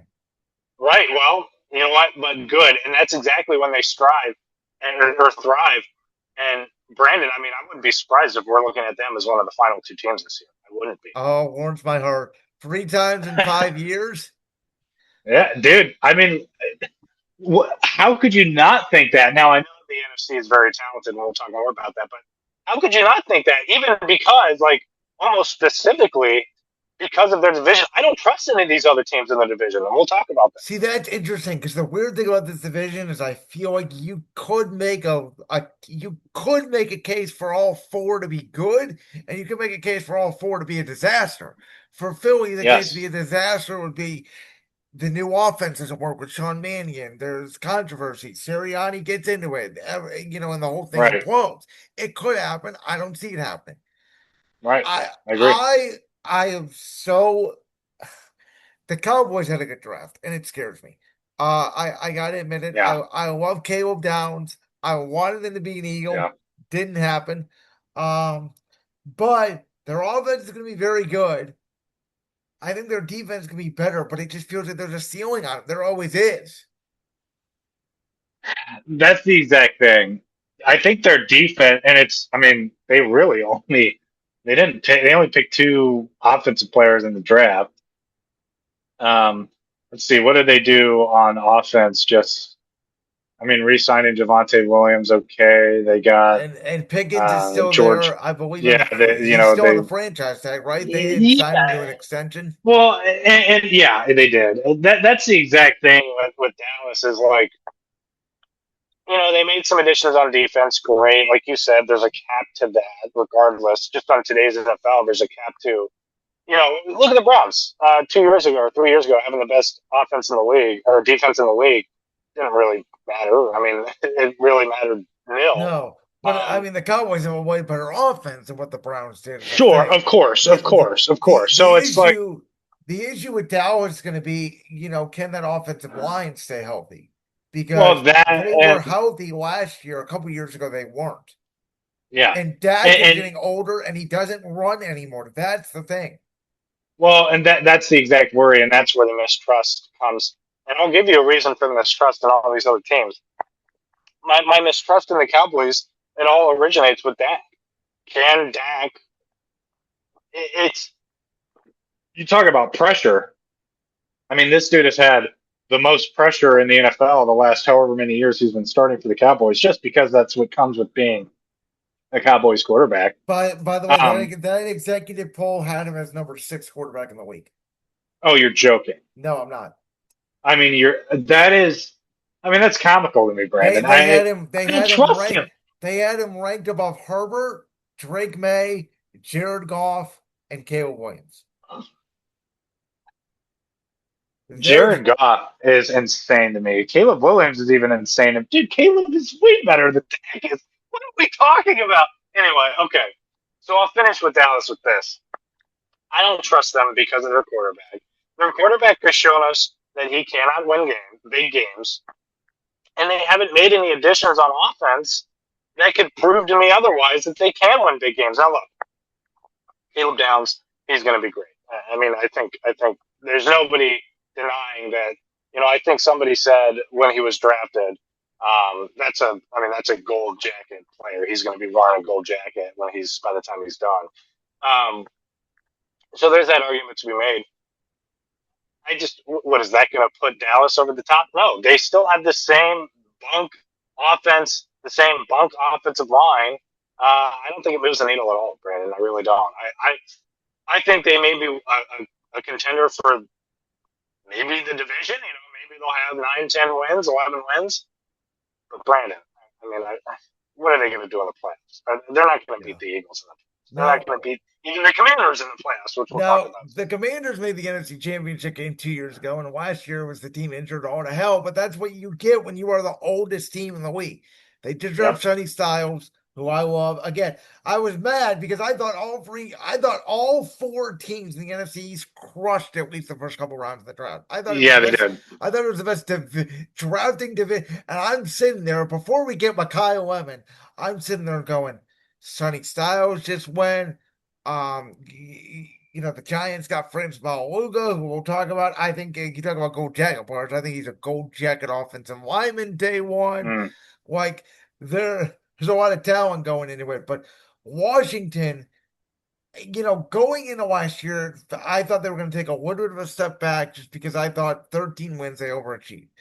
Now I think they're going to get back to that 8-9 win territory, but the whole Terry McLaurin situation and, the whole will they or will they not get Brandon Ayuk situation, like, I don't know. It feels like another weird year in Washington coming. Yeah, and the distractions preseason are never good for any team. And this whole Ayuk thing, that guy's going crazy. I'm not sure if you've seen some of the videos that Brandon Ayuk has put out. Good. It's kind of scary, and not even joking at all. Like, I hope he gets help, because he seems like he's on the verge of doing some crazy stuff. I wouldn't want that around my team, and if I were Washington, I wouldn't want to touch him with a 10-foot pole. With all that being said, Washington intrigues me because specifically because of Jaden Daniels. Now, look, I know there was a lot of injuries last year. They made it to the NFC Championship game 2 years ago. So really the question is, can they get past all those distractions, which that's a pretty freaking big question, right? And what did they really do on offense this offseason that made them particularly that much better? I'm not seeing that much. Now, they're still a talented offensive team, but I'm not seeing really too much that moves the needle for me in terms of, they're definitely going to be better than they were 2 years ago. Now, obviously, Sonny Styles is going to help out on defense. Their defense did get better, signing a few folks. I think Odafe, is that how you say his name? Yeah. That's a pretty big one for them. That's a $100 million deal. But the mistrust comes from how poor they did despite all the injuries last year. Or I guess in lieu of all the injuries, or because of the injuries last year, still doing poor. This division has only gotten better, like you said. I mean, every team drafted really well. And look, as much as I crapped on Dallas, I still think they could be the better team this year over the Commanders. It's just more for me, the question with the Commanders comes down to, can they live up to what they did 2 years ago? And if it falls anything short, if they're a couple wins short, I think fans are going to be thinking that that's a failure of a season. So can they handle that? How do they handle this adversity that they've already had before the season even starts? Will that translate into the regular season? That's the big question for them. Now, with the Giants, you can make an argument they got the best head coaching upgrade in the league. Maybe Vegas, maybe it's the Giants, right? Jackson Dart, though, he's got to stay healthy. I think John Harbaugh is a very good coach. I don't know what to make of this opening speech. It's been flying around the internet. I kind of think it's nothing, but some people think it's a bigger deal of him just repeating the Giants over and over again. It was a little strange. I don't know. First Yeah. impressions do mean something. Um, Again, Malik Neighbors is going to come back, so you have that. It does feel like they're trying to rebuild a little bit of Harbaugh's image because of how he exited in Baltimore. I think the Giants are going to be good. And again, I think it's like they could be good, but I could see a world where it doesn't go as planned as well. Well, and the big question for them is Jackson Dart. Like, I'm still not fully convinced on Jackson Dart, as maybe some others are. Um, and they added some pieces. They added Isaiah Likely. I think that's huge. I mean, I got to be honest though. Like Calvin Austin, Odell Beckham, Braxton Berrios, not really doing much for me That is there true. in They terms signed a of their. bunch of receivers, which means Malik Neighbors is not going to be ready to start the year. Yeah, yeah. So that's the exact thing, and that's the other thing too. The connection between Dart and Neighbors was huge, and that was a big reason for some of their success early on, especially. Did they? I thought they only played one game together because I I thought think they Neighbors did. got I think hurt. they did. Well, I thought it was two. I thought it was two, Maybe it was but two. regardless, we saw how good Neighbors was right early on in the season. Yep. He had an impact pretty early on. I guess what I'm thinking is I forgot. I kind of forgot that Dart also. So yeah. So with that being said, when he comes back, that adds a question mark of okay, will they have a connection? I think they did have a connection that one game that they did play together. Will they have a connection? Will it be strong? Now, Neighbors he's to me. He showed early on that he's going to just be one of the best receivers in the league. Now, coming off of an injury like that, just like any other injury with any young player or any old player, can he maintain that? But the Giants are interesting because I think they could be John Harbaugh. I mean, it moves the needle a little bit for me, but I mean, Brandon, does that do much for you? I mean, does it? I mean, for a Giants team that's been basically the Browns of the NFC for the past 10 years, it Yeah. moves a lot for me. Okay. Because I think there is such an impact of a guy coming in there and just cleaning up all the shit. Because the Giants have Yeah. had some talent, right? And even a couple years ago with Dable, they came out of nowhere, but that team never felt legitimate. Harbaugh feels like the first legitimate head coach they've had since Tom Coughlin. That's fair. Now that is fair. That's fair. But I think there's an argument to be made too that um, now you could have made this argument with any older head coach that's been with the team for a long time moving to another team. The argument could be made too. Look, even if he does get this team to be one of the a premier team in the NFC in the next couple of years, I mean, are they going to win in the playoffs? That was the big problem. Yeah, no, Now, you're you right. you You're could right. blame Lamar if you want to, but I think that's too easy. Could they even is that even going to be an impact? And I think that's sort of what that means for me when I say this doesn't really do it for me. Like this isn't really. I mean, this experiment will probably last 5, 6 years at the most. In that window, are they going to be a Super Bowl team? No. Interesting. So that's sort of the thing with me with the Giants. Speaking of Super And, Bowl window, yeah, go ahead. as we transition now to the champs, I have said that listen, Darnold played great in Minnesota, played great in Seattle last year. They had a better roster than I thought. I weren't even sure they were going to be a playoff team last year. They came out of Mm. nowhere for me. I didn't understand the fit of Darnold going to Seattle when he was in a comfortable, controlled environment in Minnesota with an offensive minded head coach and Governor O'Connell. I forgot they had Quinn Kubiak. And as I already mentioned with the Raiders, I think he is the main reason why Darnold became what he became last year. I Mm. think he is the main reason why they won the Super Bowl. I think the Seahawks are going to be very good, but we saw with Philly last year. I think, as always, the teams are going to take a step back. They lost a lot of talent on defense and Kenneth Walker, running back. Like, I think this Mhm. team's still good. Don't get me wrong. I think they're a playoff team, but I think they're closer to a 9-10 win team than a 12-13 win team. Yeah, and I think I don't know, the Sam Darnold argument. I mean, you could say that a big reason for his success was the OC, but I mean, he still looked really good in Minnesota when he was there. I mean, it's like He also had a the great argument. OC there, though. Like that's my Well, concern. that's well, that's Who very is going true. to be That's the very OC in Seattle? right. Well, that's that's very true, and that is the biggest question mark for them now. Do I think they'll be a good team? Do I think they'll make the playoffs? Yes, I do. But like you said, I mean, I think it's almost like a yes, they did come out of nowhere. And frankly, Brandon, not to diminish the New England Patriots. I know this is probably a pretty tired argument, but that Super Bowl was not ever going to be competitive. I mean, it I was. told you I needed to watch the first two drives because if New Hmm. England could have protected, it would have made a better game. When I Yes. watched the first drive and I saw them hit May, I think it was twice. I said, "That's it. The game's over." Yeah. Yeah. No. Absolutely. Absolutely. And that's the exact thing. So, not to diminish their Super Bowl, they still had to make it through the entire NFC to get there. Blah blah blah blah blah blah blah. With that being said, do they have does Sam Darnold still have it in him to be just as good?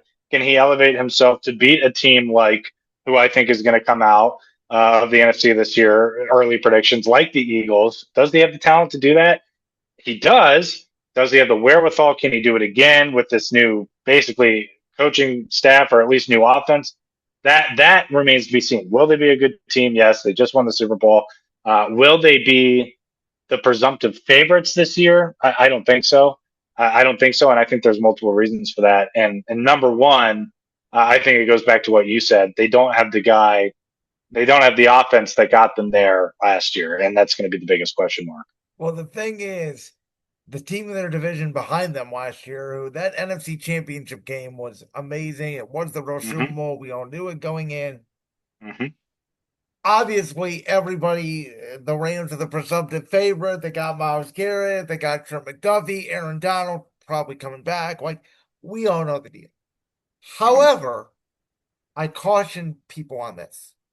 Nobody has talked about last year at this time. We were wondering if Matthew Stafford could even play football again because Yeah. he had the back injury. He didn't even play in camp. And it did feel like last year everything went right for the Rams besides Seattle. Like everything besides that 2 point conversion play at the end of the Thursday night game, which ultimately decided who got home field in that NFC Championship game. Hmm. Everything went right in Seattle, even down to the divisional playoff game against Chicago. Caleb Williams makes the one mistake that allows them to move on. Listen, I think the Rams are obviously the most talented team in the NFL. But I've also said this. When's the Excuse me. last time a dream team in the NFL has actually worked? Because I know a Right. dream team that was called the dream team in 2011. We didn't even make the playoffs.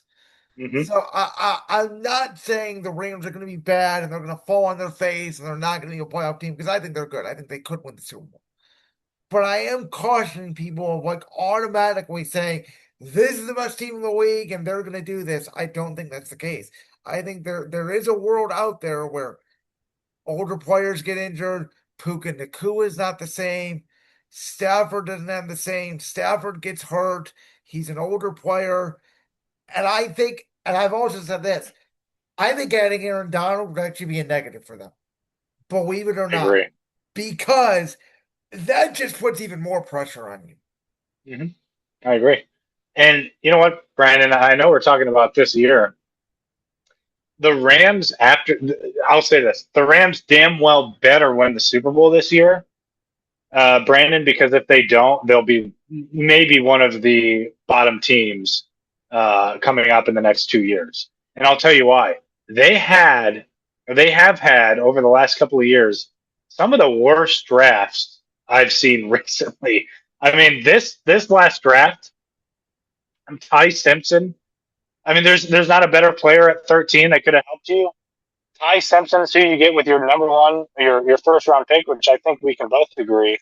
Sean McVay was probably not very happy about that, and I think that was evident in the post draft press conference. Brennan, they dang well better win the Super Bowl this year. Um, On paper, Brandon, they've got the best team in the NFL. I mean, that there's no ifs, ands, or buts about it. But like you said, when's the last time an on-paper team? I mean, how many years ago was it that they were saying the Browns had the best team on paper in the NFL? And look how that And turns out every yeah, time, you know? And now I know that's the Browns and this is the Rams, here's and the the other Rams thing too. literally just won a Super Bowl. Go Do ahead. you realize the Rams four out of the first five are standalone national TV games? The other one is at Philadelphia, which is a one Yeah. o'clock game. It'll be the big 1 o'clock game that I will get to see. So, from that perspective, I will get to watch the Rams the first 5 games of the year with no other games on. That's Yeah, pressure for any team. The NFL is not absolutely. like the NBA. It doesn't work like that. You don't form dream teams and win. You form teams based off heart and talent and finding random guys, off the street in the fourth, fifth, sixth round that make a huge impact for you, which the Rams have done with Puka and other guys. But in my lifetime, there's never been a team with this much talent be assembled like an NBA team. And it concerns me because that's not the way you usually build in the NFL. Right. And look, I'm not going to diminish Myles Garrett's talents or anything else. I'm just not sure. I mean, you get big personalities all in one room like that. I Yes. think Puka's kind of off the rails right now. I think Myles Garrett, we all know Yes. the type of person that he is. I think there's room for toxicity in this locker room, Brandon. And if you start the season off even 2-3, even Brandon, even if you start off 0-1, I think people are going to be MFing in the locker. I mean, these are Well, to that huge point, their personalities. first game is against San Francisco in Australia, and Shanahan has always had McVay's number. Now, that being Yeah, said, if we transition to San Francisco, let's do it. they're just old, man. Like I know. I don't know. Kittle is old. Trent Williams is old. Well, McCaffrey had over 420 touches last year. I don't think he's going to be the same player next year. I don't know what they're doing at the receiving core. I think there's a world where San Francisco, and again, it's similar to like New England in the AFC. They're not going to fall below Arizona, but No, like, I don't think they're on the same level as the Rams or Seattle at all. no, gosh. And I agree with that. There is an argument, and I'd listen to it, to be made that they could be a surprise team, a wild card, or even towards the end of the year, maybe be fighting for the division, maybe pushing it. But I think they certainly could be a surprise team, Brandon. But here's the thing: I don't think anybody would be surprised If they were also the bottom or one of the worst teams in Yeah. this division specifically. Now, obviously, you're not going to be worse than Arizona. which we're going to have to spend all of 30 seconds on them. I mean, they made some interesting additions. Look, don't tell that to the 49ers because I think they think that they are still very talented. And I think with the addition of Mike Evans and They've had a re-signing, denial about them for yes, years, and it yes, goes back to losing those 2 Super Bowls. And it is, yes, and the thing that Philly did that San Francisco did not do is look themselves in the mirror and change the roster after they lost to right, Kansas City. San Francisco kept everyone together. right, absolutely. So that's interesting too. That's why I would hear the argument that okay, maybe they could be a surprise team, but look, especially because their division is already so talented. I mean, that alone, there's an argument to be made that they only win 1 or 2 games within their own division, and both of those wins might come from Arizona. Like that is just how talented the other teams are. Now, I will also listen to the argument that they could win 4 games in their division. They Yeah. could be one of the best teams in that division. But it really just depends, Brandon. It's we know who their quarterback is. We know who their receivers are. We know who the key players on offense and defense are. We know that they're talented, but are they talented to get Well, the over the one top? part And is their identity when they were, going to those NFC championship games and going to the 2 Super Bowls. yeah, We're going to be physical. We're going to be tough. We're going to be mhm, smash mouth. Nick Bosa's coming off the edge, Fred Warner, and they're both back. But, it was Kittle's going to get involved in the run game, and Ayuk's going to get involved in the run game, and Debo and Brock Purdy's going to throw 8 passes in the NFC championship game. We're going to blow you out by 30 points. They don't Yeah. have that ability anymore. Yeah, absolutely. I agree. And especially, by the way, because the defense within just their own division alone is like I think our main theme today, Brandon, has been offense. Right now, a good stellar offense will beat any terrific defense. And I just don't see that stellar offense from the 49ers right now. I just don't. So Arizona's tanking. They have interesting pieces. They offensively, McBride. Yeah. We'll see what Marvin Harrison can do. I really like Michael Wilson, and obviously Jeremiah Love's going to be a stud running back. Reminds me of Yeah. Bijan Robinson. When he gets a quarterback and an offensive line, he's going to be good. I'm not so sure about this year. Feel the same way about Ashton Genty as well, by the way. Yeah. You know, they're going to win 3-4 games, and we'll see. Yeah, no, I agree. I agree. And look, the thing I would be excited for most, and if I was a Cardinals fan, that I'd be looking for most is how can Jeremiah Love do despite not a great line, right? How can a guy like Marvin Harrison do despite not having a quarterback, right? So those are the things. Like, look for those key young players. Like, if they perform despite you being the worst team in the NFL or one of the worst, like, then you're looking at, okay, we get a quarterback, we get some bigger pieces on defense. We're actually looking okay in the next 2 or 3 years. Yep. But right now, that's all you could really look forward to or be confident in is, okay, let's at least we know we've got these exciting young players that we can look forward to. That's about it for Arizona. So, moving to the NFC North, I am flirting with my NFC representative for the Super Bowl with the Chicago Bears. Wow. Okay. I think Colston Loveland is going to make a huge jump year 2. I actually think, weirdly, a lot like Philadelphia, losing DJ Moore is going to be an upgrade for that team, only because they have so many other young weapons.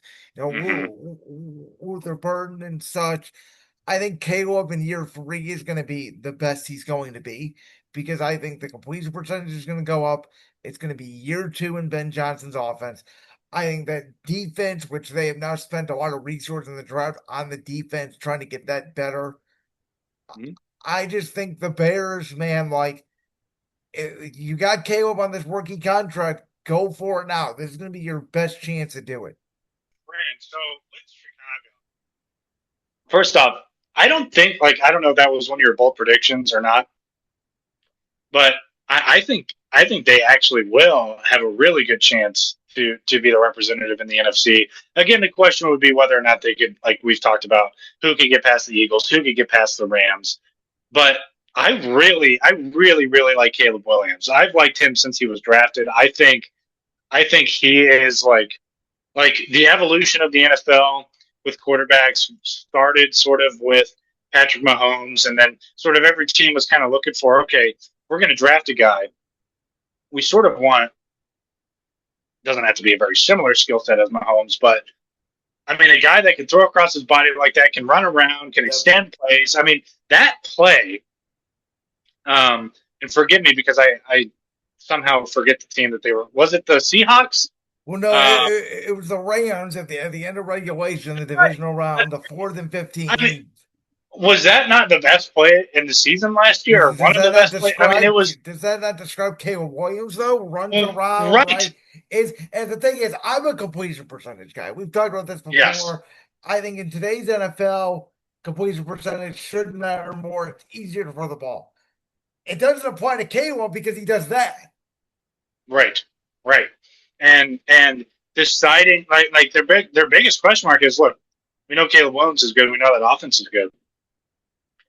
Is their decision, because I don't know if you remember, but they kind of like, they could have gotten Crosby, but they decided against it. Their decision to sort of get some other guys, like, is their defense going to live up to the hype that Caleb Williams brings on offense? They were good last year. They were really good last year, but can they keep that up? That's the biggest question to me for Chicago is, can their defense match what the offense clearly brings? Yep. And I think the offense is if not a Super Bowl offense, a playoff winning offense. can that defense help back that up? Because look, you still need defense in the NFL. We've been preaching about offense all day, but you still need it. So that's the biggest thing. And obviously, can Caleb stay healthy? All that other stuff seems like he can. But I'm really excited for the Bears, and I actually really like your pick of them potentially coming out. So you mentioned my bold predictions. I'll give you my fourth. Okay. The Green Bay Packers are not making the playoffs. Wow. Okay. I kind of like that though. Well, the thing about the Packers is, and you can explain your you can give your explanation in a second. They've kind of been in, admittedly, I think last year they were my pick to come out of the NFC, and I think two They were years ago my they were pick my to come pick out of to the come out of the NFC. NFC. I had Jordan Love as the MVP. That was my pick going into the year. And by the way, Yeah, that was my pick before the Micah trade. And then I felt yeah, vindicated by it. And they yeah. were going to be the number one seed. And then Micah gets hurt, and their defense falls apart, and they end up being the seventh seed, where they've been at every single year for like the past 3 years. Right. My thing on Green Bay this year is they lose Jeff Halfley, which I think was a big part of that defense as their Mm-hmm. coordinator. Micah is missing the first half of the year. And I think that's good, or the first 4 games or so of the year. I think Yeah. that's a big impact.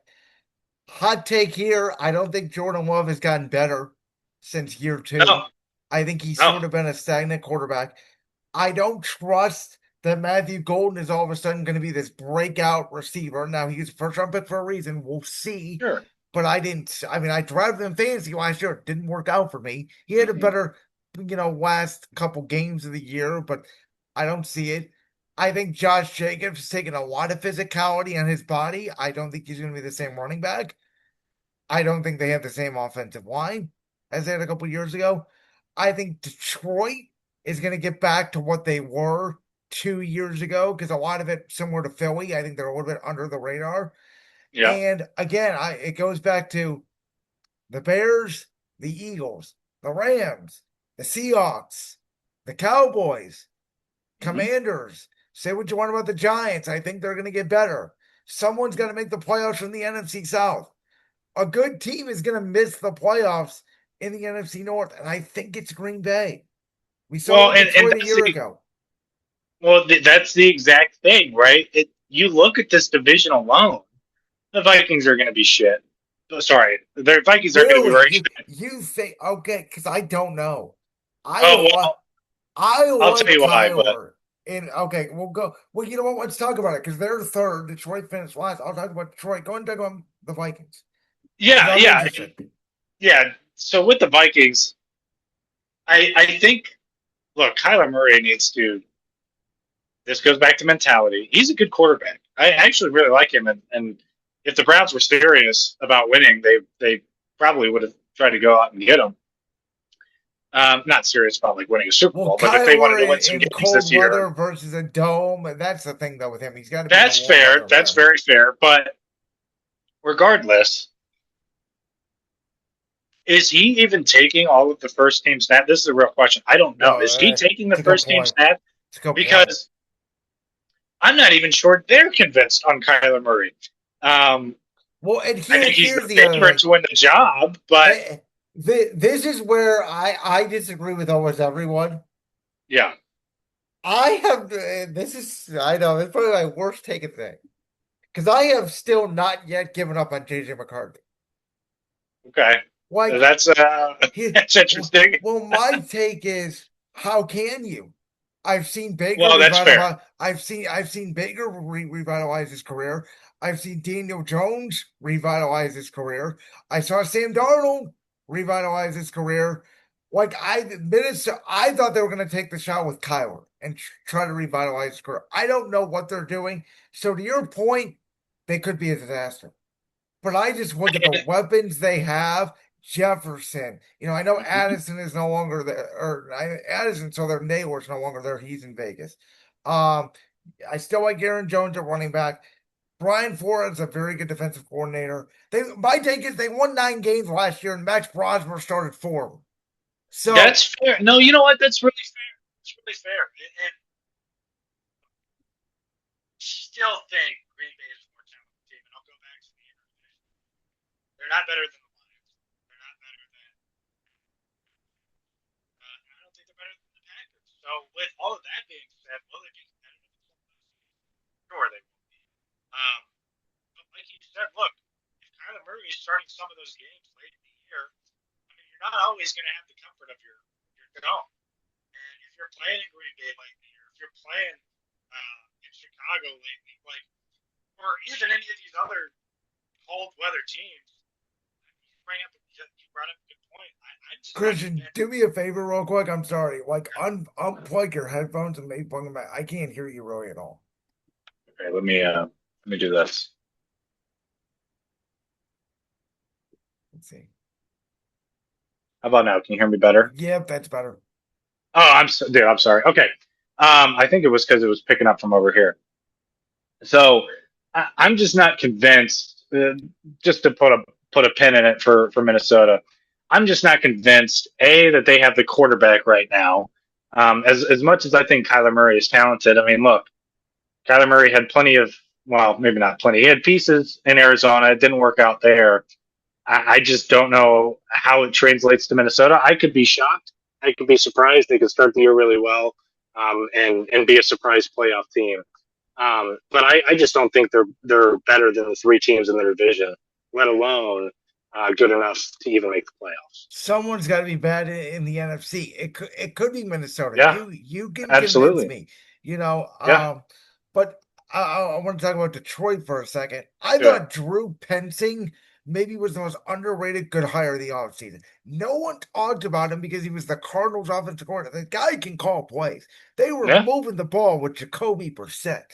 And yes. again, very similar to Philly. I just feel like everything went wrong for Detroit last year. Their offensive line was banged up. They weren't the same team. Their defense was, again, just injured all hell. Aiden Hutchinson was out. Calvin Shepard was not as good as Aaron Glenn as the coordinator, but, they tried their best. I do think and again, I think Dan Campbell was a better CEO coach than offensive coordinator. That was so weird seeing him call plays. That's not who Dan Campbell is. I think the Lions make a case they're right back up there. I'm not going to say 14 wins, but I think they have a shot at being the number one seed in the NFC, right up there with Chicago. I really think it could be them two with the Rams. And again, the NFC is so hard to me. The I know. NFC is the roster conference. The AFC is the Yeah. quarterback conference. Because remember, for all those years, we kept saying, oh, the AFC is better because the NFC always got the top picks. Well, now it's almost flipped. The AFC quarterbacks have become older. The NFC's got a lot of the young quarterbacks, or Caleb Williams is, who are on the rookie deal. They can load up these rosters. And it's just very competitive. But I refuse to believe Detroit's done. I think they bounce back. I think they're hungry. I think they're angry. Now, with that being said, people got to stop talking about Dan Campbell like he's this genius. The guy has Yes. cost them so many games. It's unbelievable. That's the thing with the Lions, and I think maybe where we disagree. I think, well, maybe we agree because you're kind of being ambiguous on, well, they could be one of the top seeds. I don't think, Brandon, with the talent that is in the NFC right now, like I think the question is their Super Bowl window closed? Because from 23 to 25, I mean, it was like, is Detroit finally going to win a Super Bowl? I mean, those were the questions. But Brandon, I don't know. I mean, I think they make the playoffs, certainly. 3, 4, 5 seed is where I'm looking at Detroit right now. I'm not. Yeah, maybe And even 6 or 7, right? Like yes. I feel they are what Green Bay has been. I think Green Bay takes a step back and Detroit sort of plugs in that hole. Yes. And look, I really like Jared Goff. I've been a Jared Goff believer since he was drafted. I really like Goff, but big but. Like you said, Dan Campbell still can cost you games in the playoffs. I mean, imagine if he fumbles. Imagine if he blunders something in the playoffs. I mean, look, I'm just not They're a good team. I'm just not sold that they could beat one of these bigger teams. I'm just not, Brandon. Well, I'm not. it goes back to Philly a little bit, and I don't want to make it about my team, but I think this is a fair No. comparison. People compare Nick Sirianni and Dan Campbell all the time. Dan Campbell is such a great coach. He's a rah-rah guy, and Nick Sirianni's a fucking bonehead, is what they say. I'm like, they're the same coach, and Sirianni's won more. Well, why are you in love with Dan Campbell when Sirianni's won more and done the same thing, but he's an idiot, and Dan Campbell's this genius that's going to bring the Lions a Super Bowl? Yes, I 1000% agree. And you know what? You know what, Brandon? I'm gonna throw you a hot take. I think if Detroit, let's just say they go 10-7 and make the wild card or get the 7th or 6th seed, and they lose in the first round, whether that's the wild card or division. There could be an argument to be made that Dan Campbell should be gone. I don't know about that, only because of the Lions history. Brandon, I get that, and I 1000% get that. But you cannot, we saw with the Browns, with Kevin Stefanski, them getting their first playoff win in however many years and securing a playoff. Dude, you cannot hold on to a coach who's yeah, I mean, it could be winner in the regular season. You cannot hold on to a loser head coach in the NFL, and by loser I mean in the playoffs. You can't do that. You cannot afford to do that. And Brandon, there's an argument to be made that if they don't get to where they want to go this year, and if things are looking like they've looked the last few years when they've made the playoffs, Brandon, I think there will be calls to have him fired. And then going into next year, if he hasn't been fired next year, going into the next year, if they have another mediocre playoff season, I think he's gone. I don't care about the history. Because you cannot afford in this day and age in the NFL to just be complacent just because the guy's gotten you wins and gotten you to the playoffs. It's easier, Brandon. It's easier than ever for teams to make the playoffs in the NFL. It's actually hard for you to be a bad team in the NFL these days unless you're trying. You're right. So it's So as we get to our last division, it's the weakest division in the NFL. It's the one division where nobody believes any of these teams are going to win the Super Bowl. So we can sort of group them all together. You can pick whoever you want. It's the division with the most topsy-turvy. But I will say this, because I'm going to lead this to my final bold prediction that I made. This is the division where worst goes to first. I am a believer. I can't believe I'm saying it. Because when they drafted this kid, I thought it was terrible. He's a 28-year-old. What the hell are they doing? I'm a believer in Tyler Shuck. I'm a believer in Saints. What they did last year, they almost came back and won the division by a game or two if Shuck would have started early in the year. I mean, Spencer Rattler was a disaster. But, I mean, you bring in Travis Etienne. You give him a weapons. Chris Olave is still there. Atlanta doesn't know what they're doing at quarterback. I think Carolina's good. I don't know if Bryce Young can duplicate what they did at the end of last year. Tampa's got weird vibes going on there with Baker's contract, and Mike Evans is no longer there. Why not the Saints? Dude, and you know what? It's funny you say that. I've got the Saints as the division winner this year. That's what I just said, yeah. I've got them as the division winner. And we definitely are, but and I'll say this, not by much. I like Tyler Shuck too, but I need to see more from him still, just out of principle. If he could keep this up next year. But I thought he was going to be Brandon Wheat, so I'm shocked. Yeah. I'm shocked. Yeah, I think he'll be good, but it's all up to how he performs. Now, he certainly got some pieces to help him out, right? Like you already mentioned Etienne. I mean, Jordan Tyson. I'm surprised you didn't say it. That could be. I mean, he could be one of the best receivers in the NFL. He did have some in a few years, college, so we'll see. Sure, but yeah, I'm actually pretty high on the Saints. Now, with that being said, there's still some question marks. Chuck being the main one, but how's their defense? How does Jordan Tyson play? How does it's Kellen Moore, correct? That's their. I mean, this is his second year, I believe, as head coach, right? So, does he have a hangover sophomore bad season as head coach, right? So there's a lot of question marks with him, but that's not necessarily bad question marks. It's more just like, okay, you proved something to me last year. Can you keep that up? Yeah, I mean, go ahead. You can talk about the other teams in the division because I don't know what to make of any of these teams. Well, I'll just move to the Falcons next because they've got my old buddy Kevin Stefanski. The Falcons will be a nothing team. In fact, hey, I think they could be one of the worst teams in the NFL next year. I just don't. I don't see Kevin Stefanski moving the needle. In fact, Brandon, I'm pretty surprised. Now I know the coach of the years may have held some weight. I'm pretty surprised he got another head coaching job right out of the gate. I kind of thought that Brandon that he would be maybe an offense coordinator for a year, kind of like what McDaniel's doing with the Chargers, just to see what the teams look like in a year. I think Atlanta is a good spot for him, though. I actually do. It's a fine spot for him. And you know what, Brandon? It's a good place to kind of build. There's only kind of like what he did with the Browns. Like, there's only an opportunity to build up from here. Yep. But I don't see. I think the Falcons will. I think they'll finish last. And I got to be honest, Brandon. I think the second spot, and I'll just talk about the Buccaneers first, is between the Buccaneers and the Panthers.